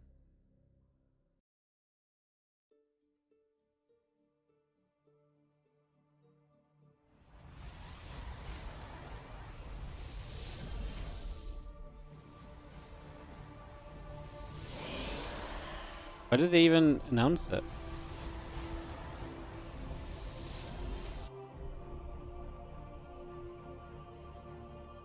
It just looks like a normal tournament format on Wikipedia. Oh, they announced having invite slots in the community vote on who they want to see and for maps? Oh, yeah, I read all of that when they first announced it. Yeah, I mean... Yeah, it's... Honestly, by the time you've already ran invites and qualifiers and stuff, then... I don't know if the community deciding like 2 final slots is really that much. I actually would rather see open qualifiers than community voting on people who play in a tournament. Especially when it gets down to that point, because obviously like people would vote on like Clem and Sorrow and stuff, but like I feel like the final 2 slots, when it comes down to like what could be like a really intense qualifier that's actually at like a kind of a cool break point in StarCraft of like who makes it in. I think I would rather see people battle it out skill-wise and make a good run than having a popularity contest at that point, I think. But I mean, that's just me. I've always been much more about qualifiers and player skill and stuff like that, so... I think the community voting on maps is an absolutely horrendous idea. That part I will stand by through and through. All you have to do to realize that is to go and look at the TLMC public voting results for the last, how many TLMCs have there been? 17 or something? All 17. Because, no offense, guys, 90% of you guys in chat have no idea about maps. And just because the community really wants to see a 3-player map, I don't think it should be wasting a slot in the map pool. Class Fantasy is vetoed so much, it's genuinely just a wasted slot in the map pool. And it's there because the community wants a 3-player map. But what does it matter if the community wants a 3-player map if the 3-player map never gets played, you know? You know what I mean? Like, this, I mean, it goes beyond this as well, and it's not just Last Fantasy, but like, a lot of the time, the maps that get voted highly in TLMC, people complain, the highly rated TLMC maps never make the ladder. And it's like, well, the highly rated ones just weren't actually always the best maps, you know? Incorporeal gets vetoed just as much. No way does it get vetoed just as much. There's no way Last Fantasy gets played more than Incorporeal. I refuse to believe it.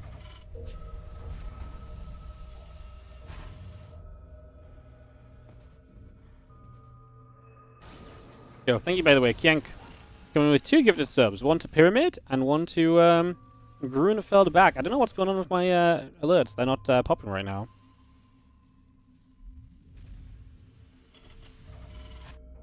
I feel like the SC2 scene could have done so much more for sponsorships, marketing, etc.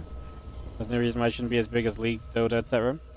I think one of the bigger problems that StarCraft 2 has is obviously Blizzard had a handhold on it for a long time. And Blizzard had a very big ruling about, for example, you're not allowed like gambling sponsors and so on, and alcohol sponsors and stuff. And so a lot of these sponsors that actually prop up a lot of the bigger esports were never allowed in StarCraft because of Blizzard. So, I mean, and I get it, like, to an extent, but, like, I feel like we're at a point now where, like, obviously, like, I'm not saying, like, let's let any random crypto gambling site just sponsor StarCraft, but, like, I had to turn down a lot of sponsors in the past that were from fairly legitimate gambling sites and so on, that just weren't allowed to be sponsoring tournaments. I'm not saying it would have made the difference, but, yeah, it was mostly a Blizzard ruling, you know? So, Stalker's gonna get there, Banshee's gonna go down. And you get a little grab right away. What would I say to the argument that SCT needs more random elements? Not at all, because StarCraft 2 is literally an expression of skill. It's the expression of 1v1 skill. Randomness in StarCraft goes completely against what StarCraft 2 is good for, you know? There's already randomness in StarCraft 2. Purposefully trying to add more randomness to that, I think, is very unnecessary, right? Like some things, like randomness is not a bad thing necessarily, but I think StarCraft 2 has a good level of like, randomness is like a very minimal thing, right? And I think adding anything more than that to it unnecessarily is just a silly idea.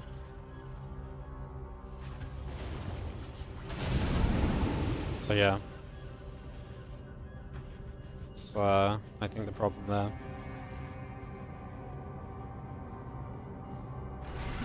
Stalkers. I thought he was going to get the medevacs there, but he does not. In fact, just loses a bunch of Stalkers on this blink. So not really commented as much on this game because I've been getting distracted by chat, but that's actually a pretty serious starting point where Heroes just lost a bunch of those Stalkers. In general, this opening's been...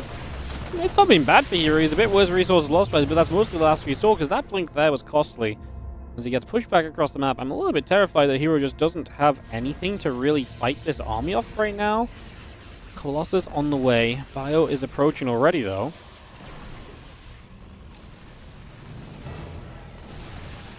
It's going to be seeing the Bio getting set up. Pylon will go down. Gateway, Cybercore. Going to get jumped on there for the moment. As we are going to see the units coming in from the other side. Just going to be having ourselves the... Again, structures taking some damage at the moment, so some damage being dealt. Just going to be seeing the Gateway and the Cybercore coming through. Going to be seeing the Zealots. Gonna get blasted.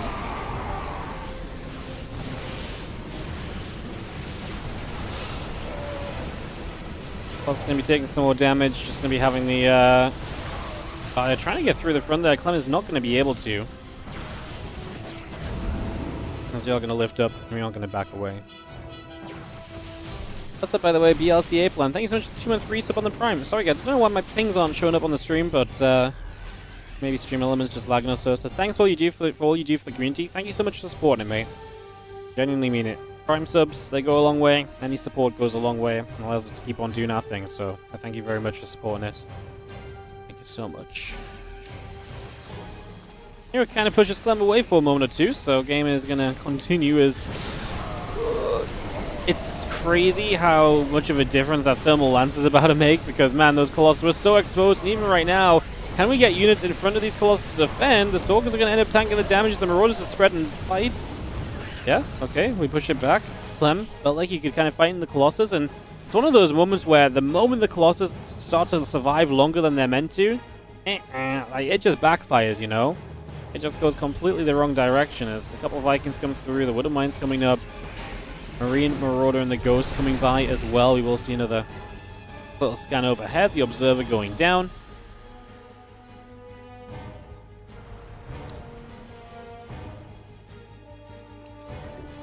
New Stalkers gathering. Again, the couple of Vikings and the Ghost continue to come about.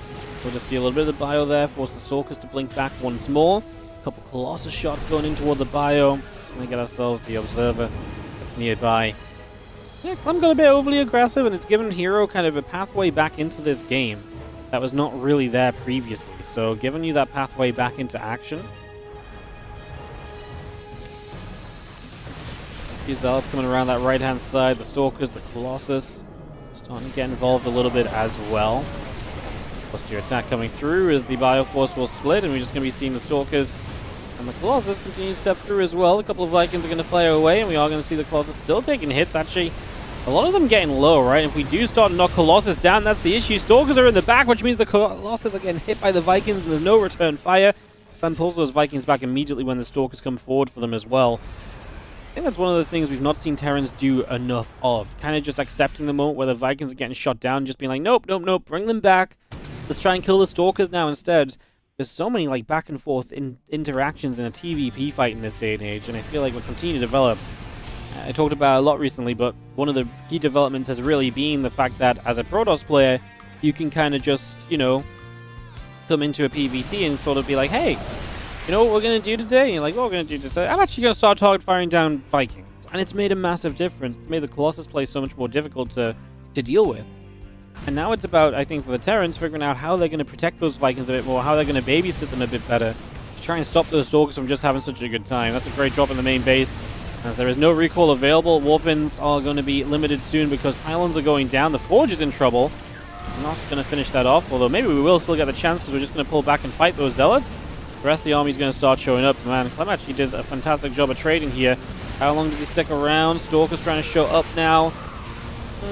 I think Clem's still just sort of like, you know what, I'm actually getting an okay-ish trade. Lifts one medevac units back up. Hero brings everything to that right side, opens the door on the left. The Colossus there was exposed. The Vikings could have had it, but Clem not watching, or maybe just a step too far away from being able to see in the first place. That definitely felt like a chance for Colossus to be fallen. As we see everything regathering up. 2-2 upgrades plus one ship weapons continuing to come through currently.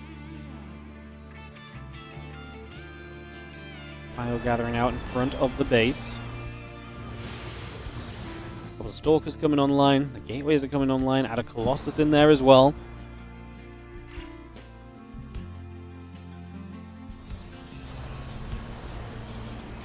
Bio wants to come down to that right-hand side. Aim for that Nexus.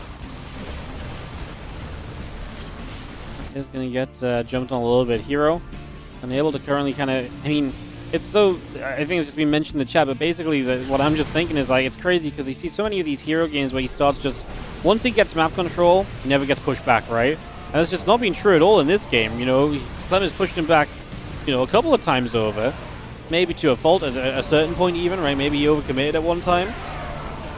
But he's not having that kind of control he usually has, which is making a world of difference. And these Vikings, man, they are just killing all the Colossus again. This one survives on a slither of HP. It's not going to be the best of fighters for the future. One Viking in the sky would get rid of that right now. They're on the ground. They're going to lift up. They are going to get the Colossus, surely. And they blink in after these units. The Marauders are kind of low HP. Reinforcements start showing up. A little scrappy still for Clem as he pulls back away. Hero, my issue for Hero right now is that he needs to kind of win on momentum. And I just don't know if he's got enough to do that, because Clem is going to have just a good army set up, and Hero currently is just basically thoroughly building and relying on the incoming Colossus production. So I feel like that's probably going to be the big kind of turning point of this, as the bio comes back around, the Stalkers and the Colossus get chased away.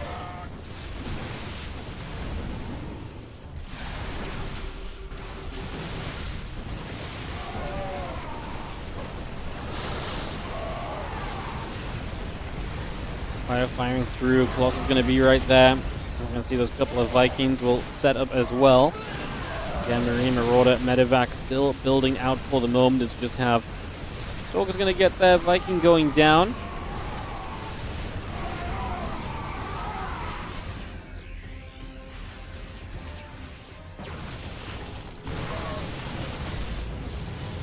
Continue to chase. A few SCVs dropping off there one more time. It's going to be seeing the Colossus going to show up. A little bit of the bio getting turned around. I mean, these fights are back and forth, but Hero is just bleeding out. 30 army supply remaining, almost sub 100 supply there. And again, we don't have the control of the game. And because of that, we don't have that base or that probe can that we're usually reliant on as Hero or as a bunch of other Protoss players do in this matchup lately. So that definitely has a pretty huge impact as well, I would say, as the fire comes across. The Prism can get turned around, the Zealot going down immediately. The Stalkers are building, armor upgrade coming online. Forge and the Nexus still building through.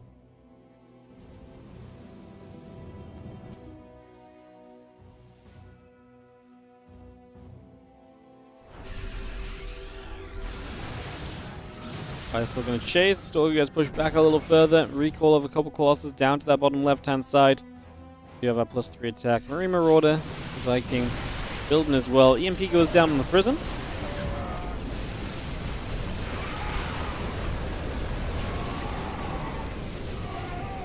Keep on chasing through. We are going to see that Colossus going to get jumped. I mean, this is what the Forces are for this time, to try and keep the Terran away from the Colossus. And again, it's all about protecting those, and it's just not really been the game for keeping Colossus alive. It's just not happened very much. A new Colossus shows up. Still, again, it's amazing how long they survive. And with the Zealot warping in front, Clem is going to have to back it up, at least for the moment. He does kill the one on the right side, so still getting some value here. But man, I honestly, I think Hero's obviously dead, but like, he's still making so much happen more than what I ever really expected him to be able to do. Probes are going to pull, as we really are making something resembling a last stand in this moment. As the bio is not going to be overrun by the Zealot warping. And when your Zealot warping doesn't force the Terran to run away a little bit, that's when you know you're probably going to be in some trouble. GG's. That is going to be Clem taking the 1-0 lead, but after quite a bit of work, took some effort there on Pylon, but is able to turn things into his favor for the opening game. Persephone coming up for map 2 in a few moments' time. Going to Persephone then.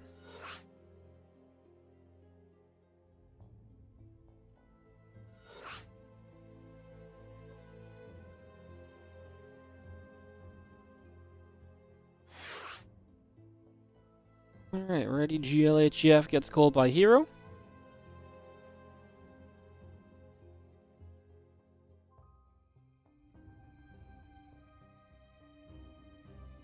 That's ready for game 2. Get that up and running. Just realized semi-final score wasn't reported, so just fix that quickly. Get into this game number 2. Alright, so yeah, Persephone for our second map. Like I say, that first map became quite the quite a little battlefield, didn't it? I felt as though Clem was actually going to run away with things a little bit. I wanted to come back to the talk at the start of the game.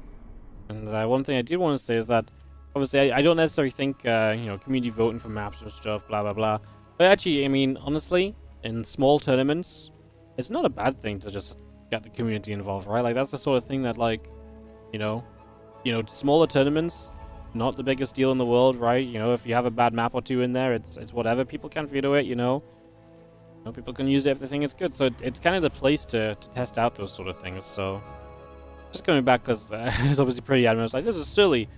But obviously, it's not like we're talking about voting onto the, you know, voting these maps onto ladder or something. So, yeah, I mean, smaller tournaments, I think it's Probably a nice little touch, really, overall. I was just thinking about this, and then the game got interesting, so I never got to come back to it, so... yeah.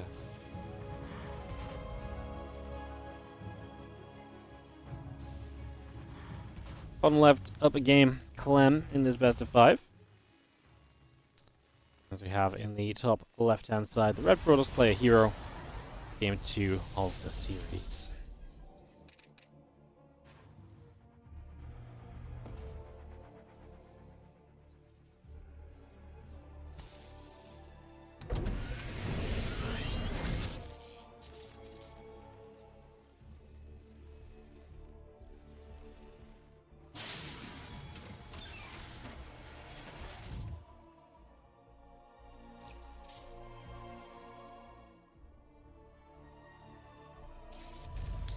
Three chasing, probably gonna get hunted.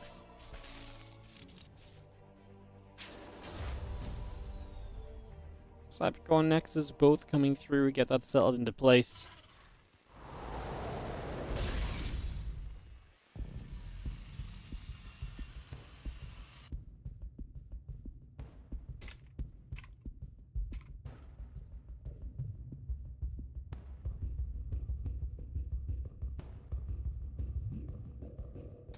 Probe going around, Warpgate coming up and online, we get that settled, factory and the reactor coming through as well.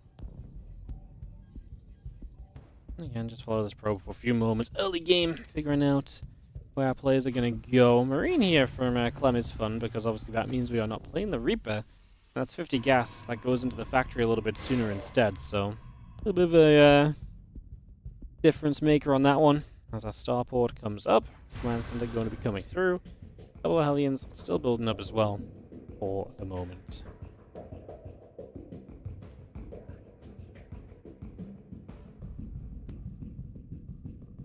I think SC2 players have been too spoiled and coddled by map makers and Blizzard. Make SC2 players play on procedurally generated maps like Age of Empires has. Oh no, your mineral spawns further away than your opponents. Deal with it and get good. I think the bad thing would be like, oh, what? You didn't spawn? Oh no, you didn't spawn with a natural expansion? Looks like you're one base all inning. It's really a test of skill, because now you have to be able to one base all in as well as being able to play your macro game, you know? Your opponent's natural is in their main base? Unlucky, bro.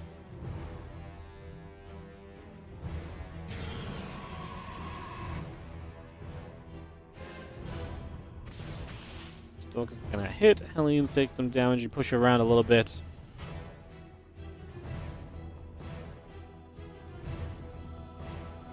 Phoenix coming around. The Warp Gate getting going. Again, the Tech Lab and Bunker coming through. And we just have ourselves with Phoenix out. Bit of a different approach here from Hero, and that's going to be very good defensively. And Clem's going for the forward of mine drops, so if you can deny 4 mines from doing anything at all with these Phoenix, then that would be great. Don't think we've got enough lifts to fully deny them right now, but let's see how much we can minimize the damage here. Obviously, there's going to be no hanging around after the fact, as Clem will get through. The Widow Mines will begin to burrow. The Probe's even pulling on one of those. 3 lifts. No, my goodness. Wow, it was a split in the end, and the Unburrow Rebo is actually good from Clem. That's the Adept and the Probe, and he was about to try and save a Widow Mine. Yeah, that wasn't really great, though, right? I mean, that's 3 mines. Should be a 4th mine somewhere, right? Or maybe one died in the medevac, so it doesn't show up in the unit slots. Anyway, 4 mines in a medevac for... I was going to say just a Probe and an Adept, but the Hellion gets in, and the Hellion is what does the damage. Oh, Hero. After an absolutely impeccable defense in the main. It all comes apart on the natural as that Hellion shows up, and a couple of Hellions just go through and they go big. Damn. Because that was literally, the Widow Mine's got like 1 probe. Maybe the other mine didn't fire or something. It was hidden away somewhere. I didn't see, but either way, ending up on 9 workers killed when it looked like it was such a solid defense is really a shame. As the factory lifts off the Tech Lab, goes over to the reactor.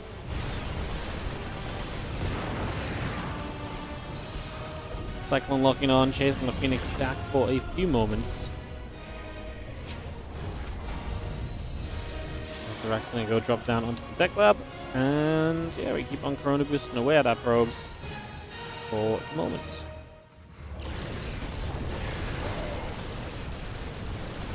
Phoenix actually going to dive in for the Viking. I was going to say that Phoenix is super low. Would have been incredible if it got away, but it does not. It's Come back around up into the center. Cyclone locking on. Phoenix still taking some shots. As we have got the Cyclone going down. The Marines still getting underneath. Phoenix still being chased.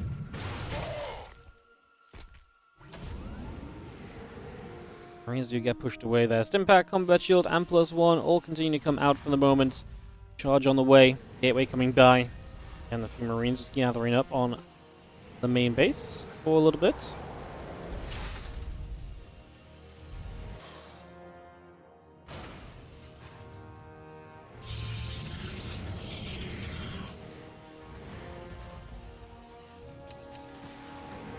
And Temple Archives going through, the gates and the probes coming about, the +1 armor and the charge coming around as well. It's going to be seeing the missile turret firing onto the Phoenix.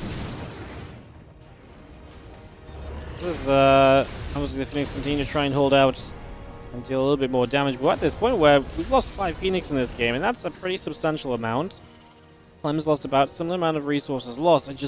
It always feels bad losing Phoenix because the Phoenix count is meant to be high to really kind of qualify as something that is a little bit scary or a little bit kind of viable in this scenario. So, not really sure about that at the moment.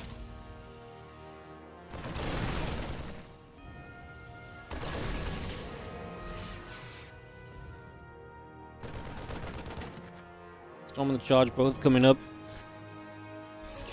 So now you've seen the +1 coming through as well. And the Marine's going to get there. Phoenix getting bounced around. Concussive shells in production 2 as the bio will go up to the top side of the map just for the moment.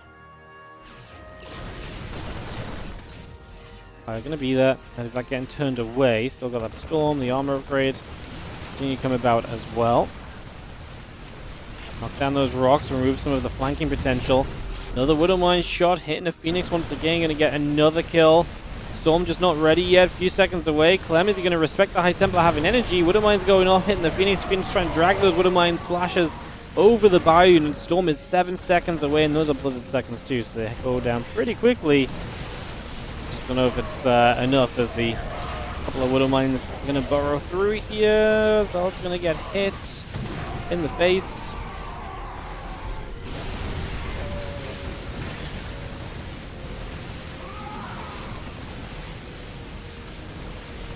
He just doesn't seem to have anything left over.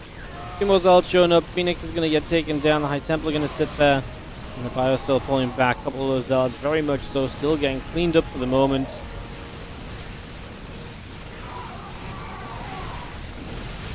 Zalts will be chased. We turn around again. Nice storm. Going to get rid of the battery here. Another storm coming down onto a few of those Marauders. Put a mine and burrows. Phoenix lifts up the Widowmine instead. Just going to see the Zalds continuing to charge forward, and they're going to continue to get taken down at the moment.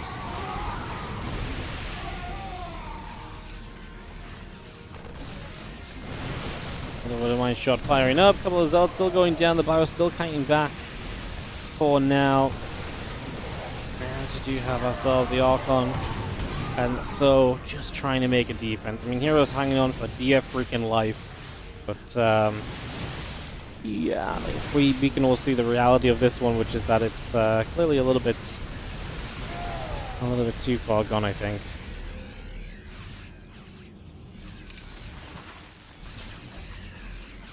Fire tries to step through. I mean, a couple of Archons are quite nice and tanky. I can't believe we still have Phoenix, as the mine track is surprisingly effective this time around. Liberate gets some great shots off, including really hitting through that Archon. Chunking away at it. The High Templar there going down after a couple of storms. That were okay, but not the, game-changing storms that Hero kind of needs them to be. Continuing to trail, continue to suffer. And Clem just keeps rallying into this position. There's no need to look elsewhere. Clem is getting it done. Clem is only on the 2 bases, right? So, eventually if Hero was able to hold, this would turn into, something of a playable position for him. But, I mean, we are... Yeah, it's just unlikely, realistically. Just unlikely, as the probes still trying to show up. Throwing the probes in defensively is obviously not exactly looking great either. Again, this is just going to be Clem. Of course, from the recall, I mean, Hero is hanging on for dear life and beyond. If I'm Clem, I think we ignore the I'm glad I think we ignore the natural and we just on third base army we just go to the natural and we just kind of fight here. Clearly Hero's trying to buy time, so why the hell give him that time? that base being alive or not doesn't matter to you in the long run. You're looking for the win right here and now. As if he's showing up too. We have got the few storms in the background. One high template goes down. The second high template never had the energy. Storms don't come in. And, well, we've kind of seen that this game's been over for a little bit, but here we'll make a final dive through, and this time it will be over in favor of Clem for a 2-0 advantage in the best of 5 finals today. Crazy.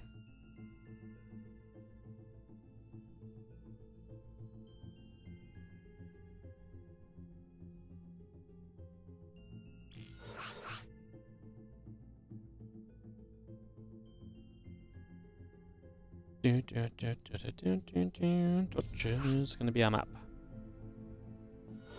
Clem hasn't lost a map again. Pretty good lately, hasn't he? Been pretty good lately.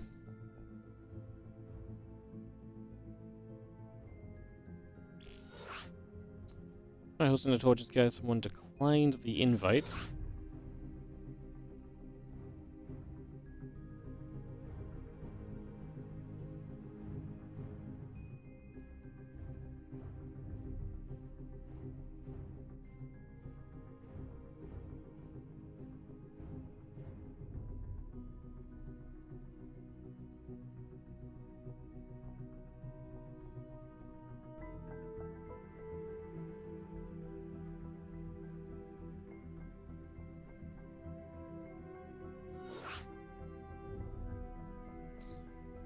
Didn't Clem go 15-0 yesterday? Yeah, I think he went undefeated in the WardiTV made too. Clem's pretty good, guys. He does those things. It's a casual day for Clem. It's actually a weird day for Clem when he loses a map, you know? Like, that's when things get weird. 3, 2, 1, and we count on into torches.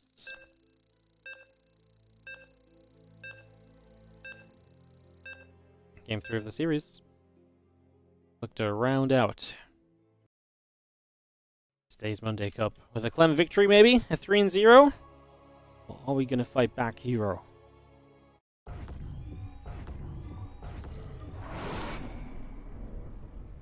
I'm not dropping max against Hero, be wild. Yeah, but I mean, Clem actually used to have a very dominating record against Hero for a while. It's just recently Hero actually really started to fight back a lot, so... Yeah. I mean, obviously Hero's good. I'm not saying it's not impressive. We've seen it before. We've also seen Hero, like, you know, a few weeks back, and when I did that kind of double stream, Hero absolutely dominated Clem. The 3-0 in my event was super fast and one-sided, and then he played the Monday Night Weeklies, and Clem finally took some maps after like losing a bunch more to Hero already.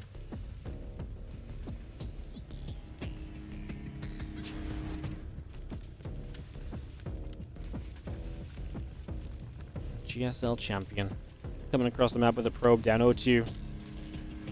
Begs the question, what should be seen as the more prestigious event, guys? The GSL championship or the WardiTV Mondays?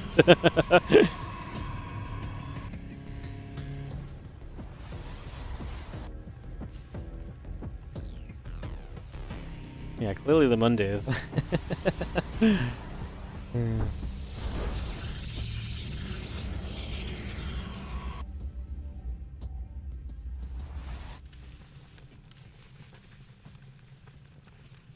Gateways coming through. Barracks in production. Let's have ourselves the forward gateway here. I mean, I like it. Hero's obviously not having much success in the more regular kind of opening games. He's tried Blink, he's tried Phoenix. I don't think there's anything wrong with whacking down the forward gateway and trying to utilize that instead.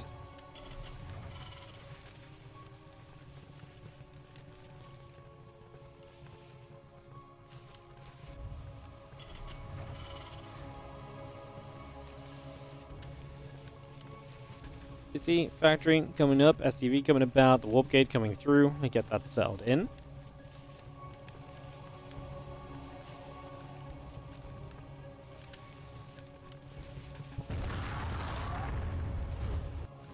Cancels the command center because he realizes that there is no nexus, and so he's immediately concerned. Does not want to have to try and defend the low ground here. Bunker's an interesting place, no. Can you still build a depot next to that barracks to wall off? I feel like you can't wall off now. I guess with the bunker up, you're not going to mind too much, but the Stalker is going to wander up here. It's still a wall-off against a Stalker, but it's not a wall-off against... Is that a wall-off against an Adept as well? An Zealot? Is it really? Oh, that's like... These Terran buildings need some more, like, things, because I feel like that Zealot could just slide through there, you know? I feel like the Zealot could just slide through there if you wanted to. Ay. Marines coming about, CC Tech Lab on the way through. And Depka's going to shade up that ramp, trying to poke forward a little bit, with a couple of Stalkers hitting the depots. And the SCVs pull in. Depots going to get repaired for a little while. And we do a little bit of back and forth here. For the moment, Stalkers and the Adepts just going to continue to carry about.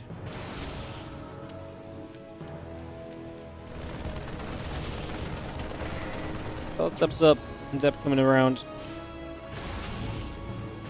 And a couple Stalkers going to fire away. Depot going to take some damage. Cyclone going to step forward.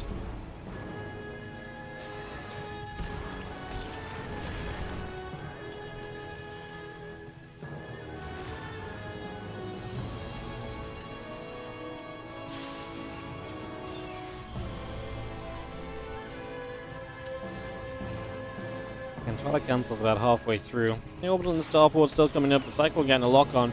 Hitting that Stalker and pushing it the other way for a few moments. The Adept shade up there, but the wall off is going to be good and well placed. Two Stalkers chasing the Cyclone. Cyclone locking on. Actually going for the Stalker is not going to happen, so the Cyclone goes down. It's a nice unit to get rid of, actually, right? The Cyclone falling here just means that we do have a, a little bit less kind of, that lock-on potential is pretty high, especially before Blink. A lock-on can stick a lot of the time, so do not mind that. The Medevac Cyclone, a couple of Marines coming about. Seeing our Cyclone still coming through. The Medevac going to be finishing shortly.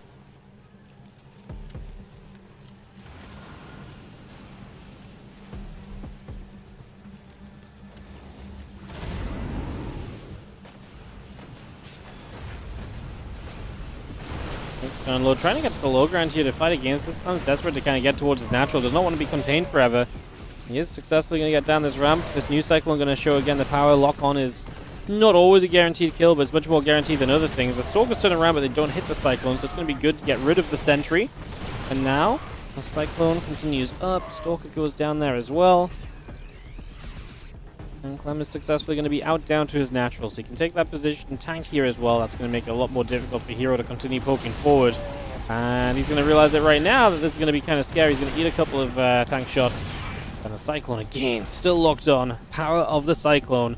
Gets rid of that Stalker now. Gateway is still here, going to provide warping potential as that Blink finishes up in the next few moments. So we'll get that going as the next step of this. Raven, Siege Tank, and a couple of Marines coming by as well.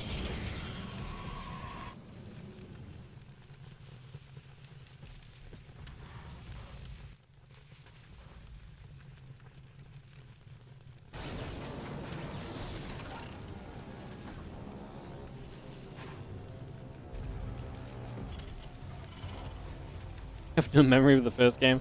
The first game was the game where Clem kept killing Colossus and chasing Colossus. Like, Clem was ahead and then he chased Colossus and he wasn't as ahead, but he was still ahead. Yeah, the first game was in Incorporeal, right? Yeah. First game was pretty funky. But it's still kind of bleeding out units here a little bit this time around, right? I mean, that's, yeah. A little bit going down. Let's see if we can defend right now as the Raven falls here as well. Siege Tank in good position and is going to be able to help push this back. So Hero's not going to go any further. He didn't get rid of the bunker or the tank here, which means that you're going to continue to have kind of both those defensive kind of setups in place, and that's very important for Clem. Is you're going to hit the natural with this Prism and then move to the main. Clem already had one Marauder on the way through, but that alone will not fight off these 4 Stalkers. So that is not going to get done what is necessary for this situation. They were doing a good job of this and getting themselves 6 SCVs, just taking control early and definitely maintaining that control in a pretty heavy way. Put a lot of work in for himself here so far. As the Immortal charge continue to come online.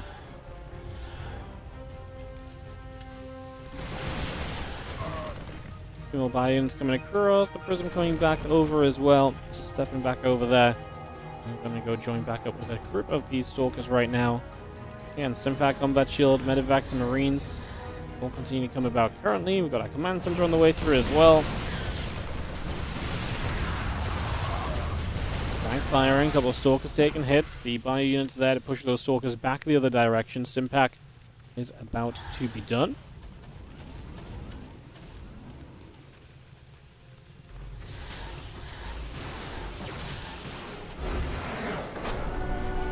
I'm just gets his medevac coin, he just taps out. He's going to give Hero the game. Alright, well, pressure from the start is the secret for Hero now. As that game finally goes his way. Much more convincing game, and yeah, gets a game back. So this finals will not end on 3. We will go to a 4th. And let's see if Hero will continue to fight back and maybe take us all the way to a game 5. This one really just got out of hand with those stalkers continuing to pressure. I think losing that Cyclone, for example, for Clem really put him in a bit of a weird spot. With a second Cyclone alive, he would have much more easily pushed the stalkers back, taking the natural much more comfortably. And I think just had a little bit of a better time overall. And I think maybe that's what he was a bit frustrated about throughout this. So yeah, I do think that losing that early Cyclone has a big impact kind of continuing on from there. And just, it makes it look as though it's like, well, how the hell are you meant to do anything about this, right? Because Hero's just there consistently. But yeah, if you have that Cyclone up, an extra Cyclone probably does make a pretty sizable difference in that situation. So game number 4 as we come on through. Thanks for watching, guys. Great viewership today for the Monday Cup. 1,400 on Twitch, 350 on the YouTube. Almost 2,000 viewers across the platforms. That's freaking awesome. Hell yeah. Thank you so much for watching the WardiTV Mondays as we continue through into game number 4 of our grand final. In the bottom right-hand side, up 2-1. Our red Terran player is Clem. He takes on the blue Protoss. In the top left corner of the map, we've got Hero.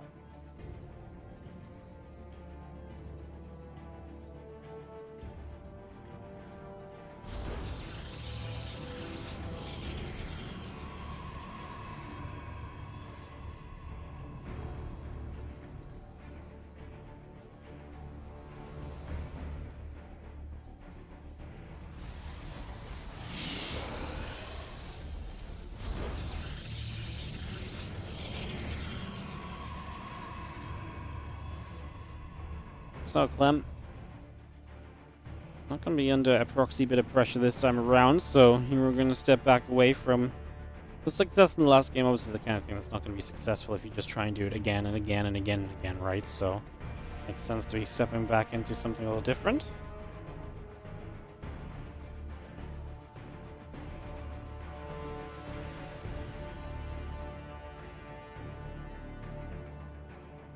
It's coming up.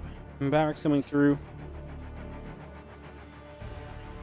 Just for the moment, as you see the Nexus coming down, getting that straight into place.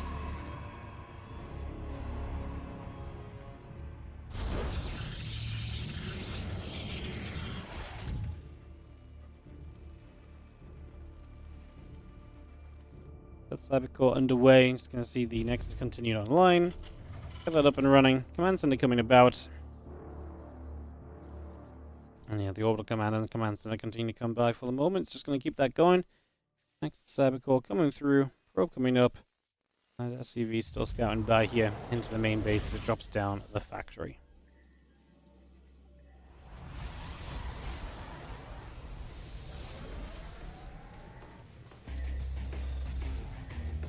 Yeah, thank you, Achilles, by the way. 8-month resub on the Prime. Appreciate it, mate. I do not know why my my alerts have just gone quiet, but such is the world, apparently.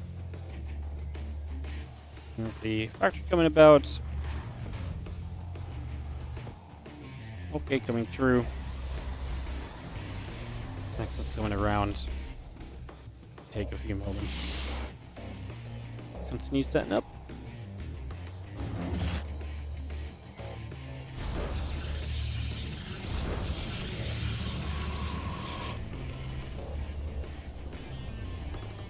Nexus is going to come over to the side there, going to drop on down, and we do have ourselves the orbital, the starport, both coming up. All those Hellions coming by, the Twilight Council coming in as we speak, currently halfway done.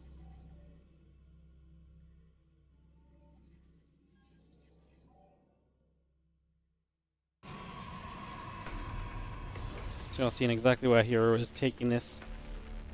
Only early few moments here, get that all underway. A couple of Hellions coming about, and up to the top side. And we'll see if we can do anything. Obviously, poking through early. May look to try and get some opportunity. Some damage dealt in these early stages. So we'll see what we can do.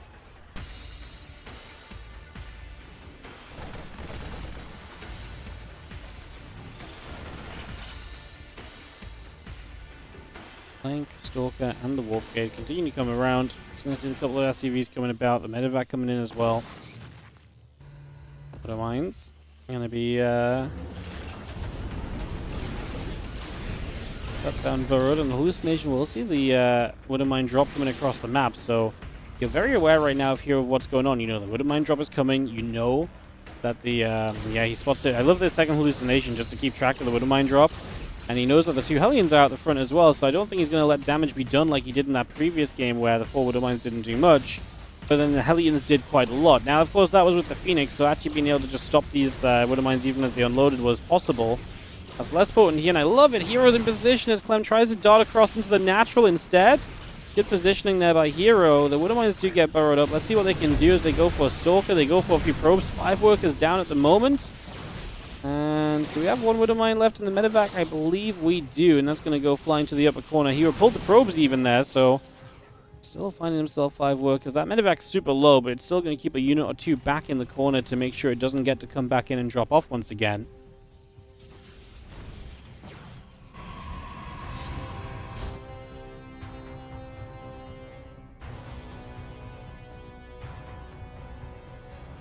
Stand back building, medevac chilling. And these couple of Hellions is going to be pulling back around as obviously they were never allowed in. So Hero's still doing his best. I mean, this is still a fairly committed attack, right? It's 6 factory units early in the game. So it is kind of, you know, choosing to kind of build heavily off the factory. That does delay other parts of this build order.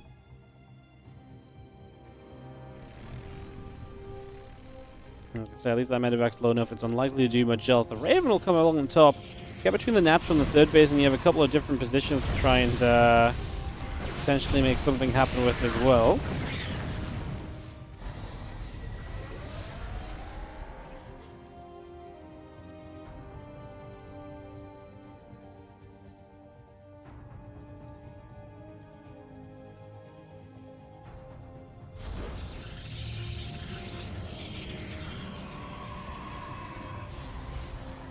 Stim combat, +1, continue to come about. We do have our charge and the +1 attack upgrade coming through. A few Zealots are on the way in. And the Robo Bay and the gateways continue to come around here for the moment.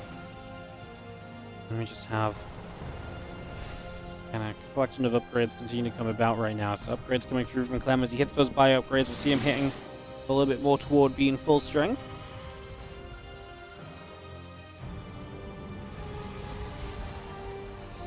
So Zealots warping in. +1 on the charge coming through. The Robo Bay finishing shortly. The couple of gateways are going to be done soon.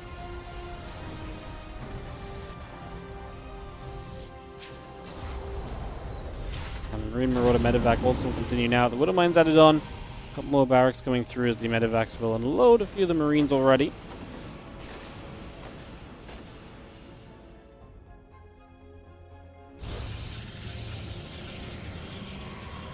Plus of shells now on the way up. That +1 attack will be finishing very shortly again. Marauders coming by. Barracks still on the way through. The Nexus into the top right corner as well. So we continue to get that on the way up. For the moment, as the Colossus produces on the Robo. The Marines and those Widow Mines are going to go in after the Zealots for a few moments too, as the Zealots are going to get into that natural, but Clem is close enough that this shouldn't be too much of a problem. Hold position on the SCVs makes it difficult for the Zealots to get rid of any of them. Hero just going to even recall it back home, so can keep a lot of those Zealots alive. He's moving on the map, taking the opportunity to get out here with the rest of his force. Clem is going to be coming out to meet him as he sits in front of the third base. Loads up a few units in the medevacs. Scary moment to do so, because Hero is threatening the idea coming down this ramp, and Clem is not sieged up or anything. What does he want to do with the Raven? He's going to start dropping a couple of auto turrets. It's interesting how much the auto turrets have been the go-to kind of answer lately for the Terrans, especially Clem's been auto turreting a lot with the Raven when it's in the main army. Marine's going to unload. They're going to run toward the third base, but some Zealots just warped in. That was an accidental warp in from Hero. Like, that wasn't a warp in that was, like, meant to be there to defend this drop. It was just, oh, I'm going to warp in and walk across the map. And it was just at the time as those Marines arrived, so a little bit of RNG in favor of Hero there. As you can see there, the Zealots were surprised to see the Marines as the Marines were to see the Zealots, I suppose. Marines fighting, Stalkers taking shots.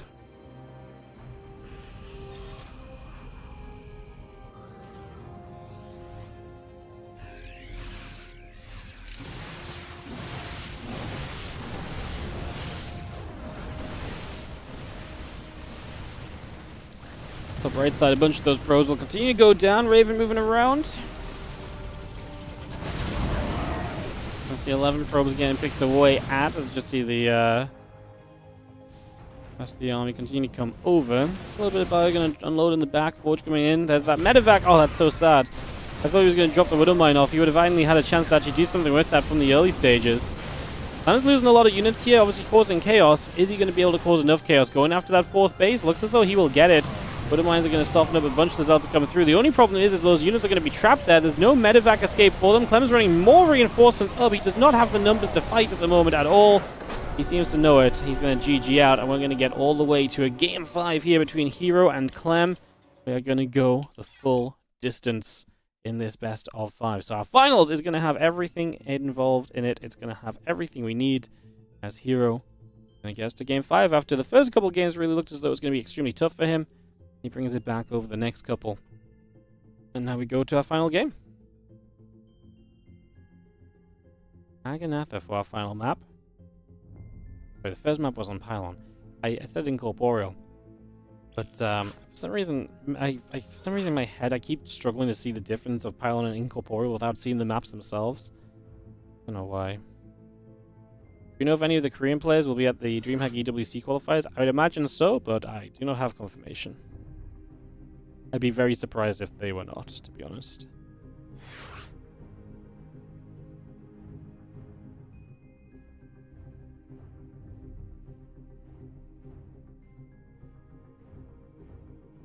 Alright, 3, 2, 1. And we are going to get ready up into this next game.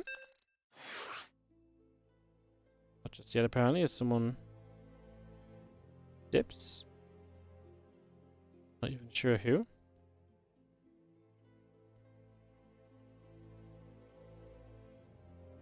Someone just disconnected.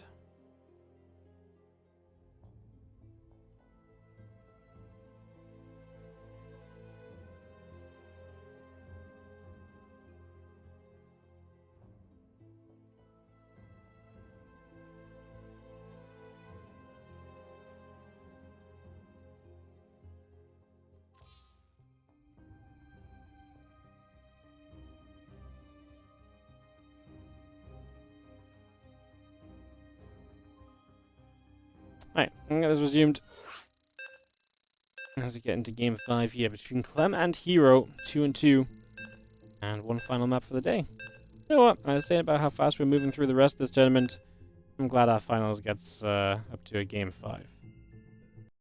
I'm always glad to see the finals go to a Game 5, but it did feel like today was going kind of quickly. Finals is delivering something a little bit juicier in the end. Let's get into it. As we have in the bottom right-hand side, the blue Terran player is going to be Clem, repping Team Liquid, of course, still.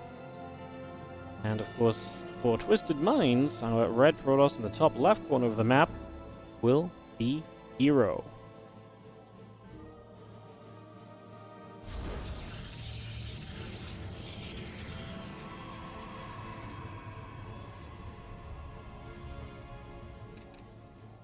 Final game, Heroes brought it back. Again, he was looking pretty hopeless in the first couple games, but getting all of that control back under his belt for Game 3 and 4, and it has been about control.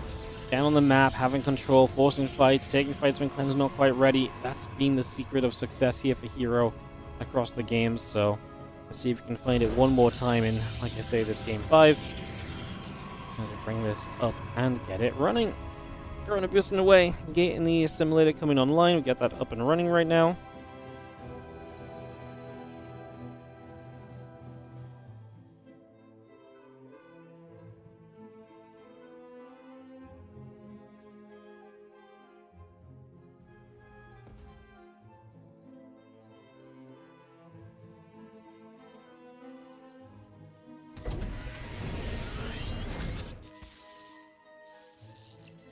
SCV will nibble at the probe. Bit of damage being done.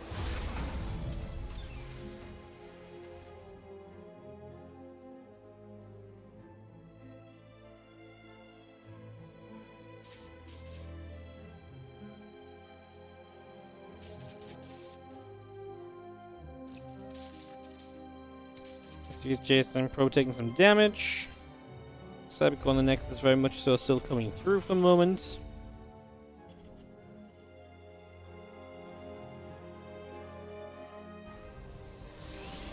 How's the depth and warp gate? Continue to come online, we get that going.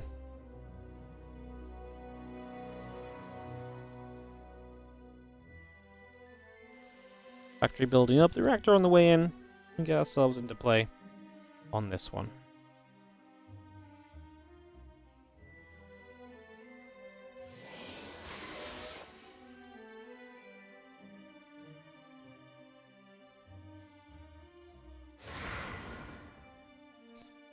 City building, factory in the reactor, refinery coming up, a couple of Marines coming in. We have ourselves the Twilight Council as well from Hero. Played that one game with that Phoenix opener. Has been back to the Blink ever since. Obviously, the other game when he did play a Forward Gateway with Blink as a follow-up eventually. Stepping a fight, a few Marines are there. And Twilight Council and the Gateway both coming through. Starport still coming up, CC on the way for the moment as our tech lab comes down on the factory, and that Adept is still threatening the idea of moving into the natural. Maybe trying to get up to something here for the next few moments.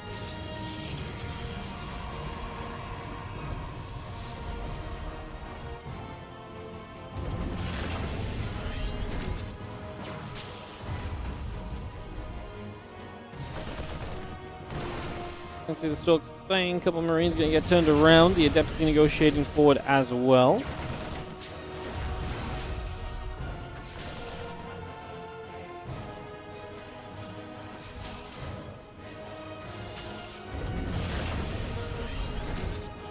I see that Adept still shading forward a little bit. A few Marines gathering together, SCV patrolling back and forth. Cyclone is going to lock on, and the Stalker will be chased away. And that is going to be a nice catch, and the Adept is obviously going to have to shade to safety, although it's shading toward the Terran base at the moment, where the Marines are going to meet it. Kind of a few low Marines, however, and that means the Adept will at least get some kills. So Clem loses out on some numbers, as he will then lift the remaining Marines, and we are going to head across the map with them, try and get some extra value out of them. So there we go. Medevac takes its journey across. As the drop heads to the upper left-hand side. Probe facility and that Blink coming through. Battery and the couple probes on the way. Gets set up for the moment. As the Medevac will unload into the main base. Cyclone a few Marines. There's a good amount of Stalkers here. Blink is not far from being done. I do not think this is a time for Clem to stick around, and I think it's time for him to go straight back home, because like I say, Blink is not far from being done, and that means that Medevac is truly in danger if it tries to stick around at all. So yeah, get the hell out of there for the moment. Makes a lot more sense than anything else. Banshee tank and a couple Marines come through. Interference Matrix coming online.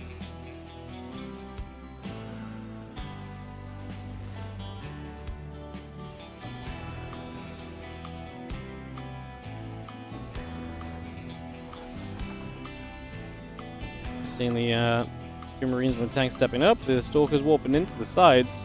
She's going to catch this Stalker. Obviously can blink away to safety. Uh-oh, these two armies are missing each other. Clem pulling a handful of SCVs across as well. Who do we like this more for? He was going to get in and do some immediate damage. Clem's going to show up and potentially get a bit of a preemptive siege. I think Hero needs to be careful about how much he commits here. Gets the tank. I actually think he should be thinking of recalling now, because he knows units are missing. He knows units are going to be somewhere. The sooner you recall, the sooner you can take position to defend this. Now he recalls, but the tanks are going to be sieging up. Those probes are going to be in trouble. But do we just hit the probes? No, we're going to hit the Stalkers.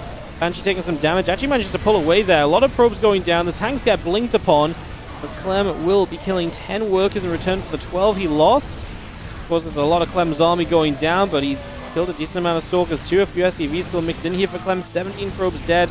He will lose a handful more SCVs. Hero's going to come out with this about 9 workers ahead, but that third base is huge. Having a third base in this scenario is absolutely massive, because that truly means that you can keep on producing workers so much faster than Clem while being in a great position. I think this has gone all the right ways for Hero, because he's also going to have Blink Stalkers to continue to move around the map with. Look at that instant Robo Bay coming down, and I think Hero is going to net himself the advantage here. Now, there's a Banshee going across the map. It's not enough Stalkers to really fight a siege tank. Just being able to do anything right now with these few Stalkers is nice, so definitely still a bonus as a few Marines will unload in the back of the main mineral line, and we'll begin to go after a few workers.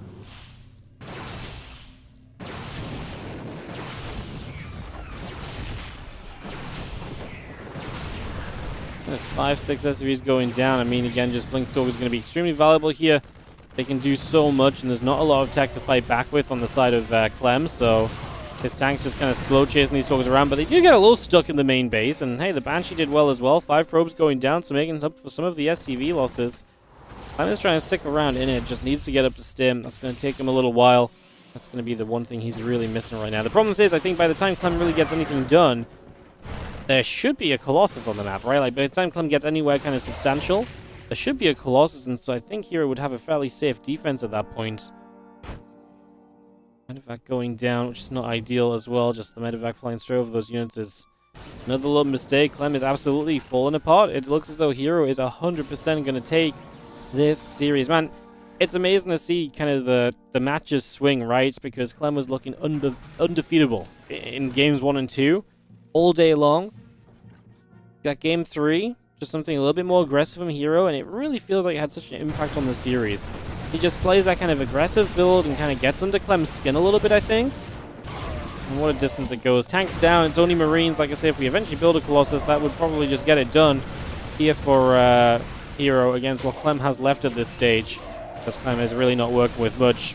Might not even need the Colossus. The Stalker's an Immortal to chase down those Marines. They are still stimless Marines. No bunker or any sort of defense here. No tank out. The next one is a few seconds from popping. They're about to have stim at least, which is something, but we're going to lose a lot of units in the attempted defense here anyway. As we are going to be seeing the tank on the high ground goes down immediately. Wow, what a great blink that is to remove that tank from the equation. Well done. Well done, says Clem. Wow. Well done. That was well done, I think, though, from Hero, because I actually think Hero really broke Clem down with that aggression in Game 3. I think he got in his head a little bit. He made Clem make a mistake, and he capitalized on that mistake heavily. And I think that's a lot of the time is kind of sometimes the secret to beating Clem out, you know. GG's, Clem and Hero go to all 5 games. Hero comes out on top with the reverse sweep to win WardiTV Mondays 36. How about that? Beautiful stuff. Alrighty, guys. Hope you've all had a wonderful day. Thank you so much for joining us. If you've enjoyed the stream, help me out a little bit. Hit the follow button on Twitch if you don't follow already. And if you don't subscribe on YouTube, please consider subscribing on the YouTube. Even if you're in the Twitch chat, head on over to the YouTube and hit that subscribe button. I've just dropped the link in the chat. Takes a second. It super helps. We appreciate it massively. Other than that, obviously, the usual stuff. Support and etc. But I think you guys know. How about this? I'll do the sellout button. Have you heard of Twitch Prime? You can support the stream right now with Twitch Prime. Don't forget to also follow the stream, subscribe to me on YouTube, give me money on Patreon, donate directly, and cheer in the chat. And don't forget to gift all those subs so we can hit that level 5 hype train. Boom. Do all that. And also check out the WardiTV 2025 series crowdfunder with !2025 in the chat. Indiegogo page has a couple of weeks left on it. We're still pushing for that. So if you would like to check that out, again, !2025, where you can support our WardiTV 2025 series, and 100% of pledges go directly into tournament prize pools, which we will use to support players in the future of this or for the rest of this year. Alright, guys. There you go. Sellouting is done. I'm going to run a set of ads on the outro. The ads do help support the channel. They help support the streams, the tournaments, and everything else. Thank you, everyone, for being an awesome audience today. It's been a fun one. Yeah, it's been a fun one. We'll be back tomorrow with more games. So, yeah, I will see you guys tomorrow. How about that? We're going to do GSL qualifiers tomorrow. So we're going to do GSL qualifiers tomorrow, and then Wednesday we're actually going to do some OSE mid-season playoff action. Sounds good, right? Perfect. You guys have a great rest of your day. I'll see you guys later. Thanks for watching, and I'll catch you guys next time.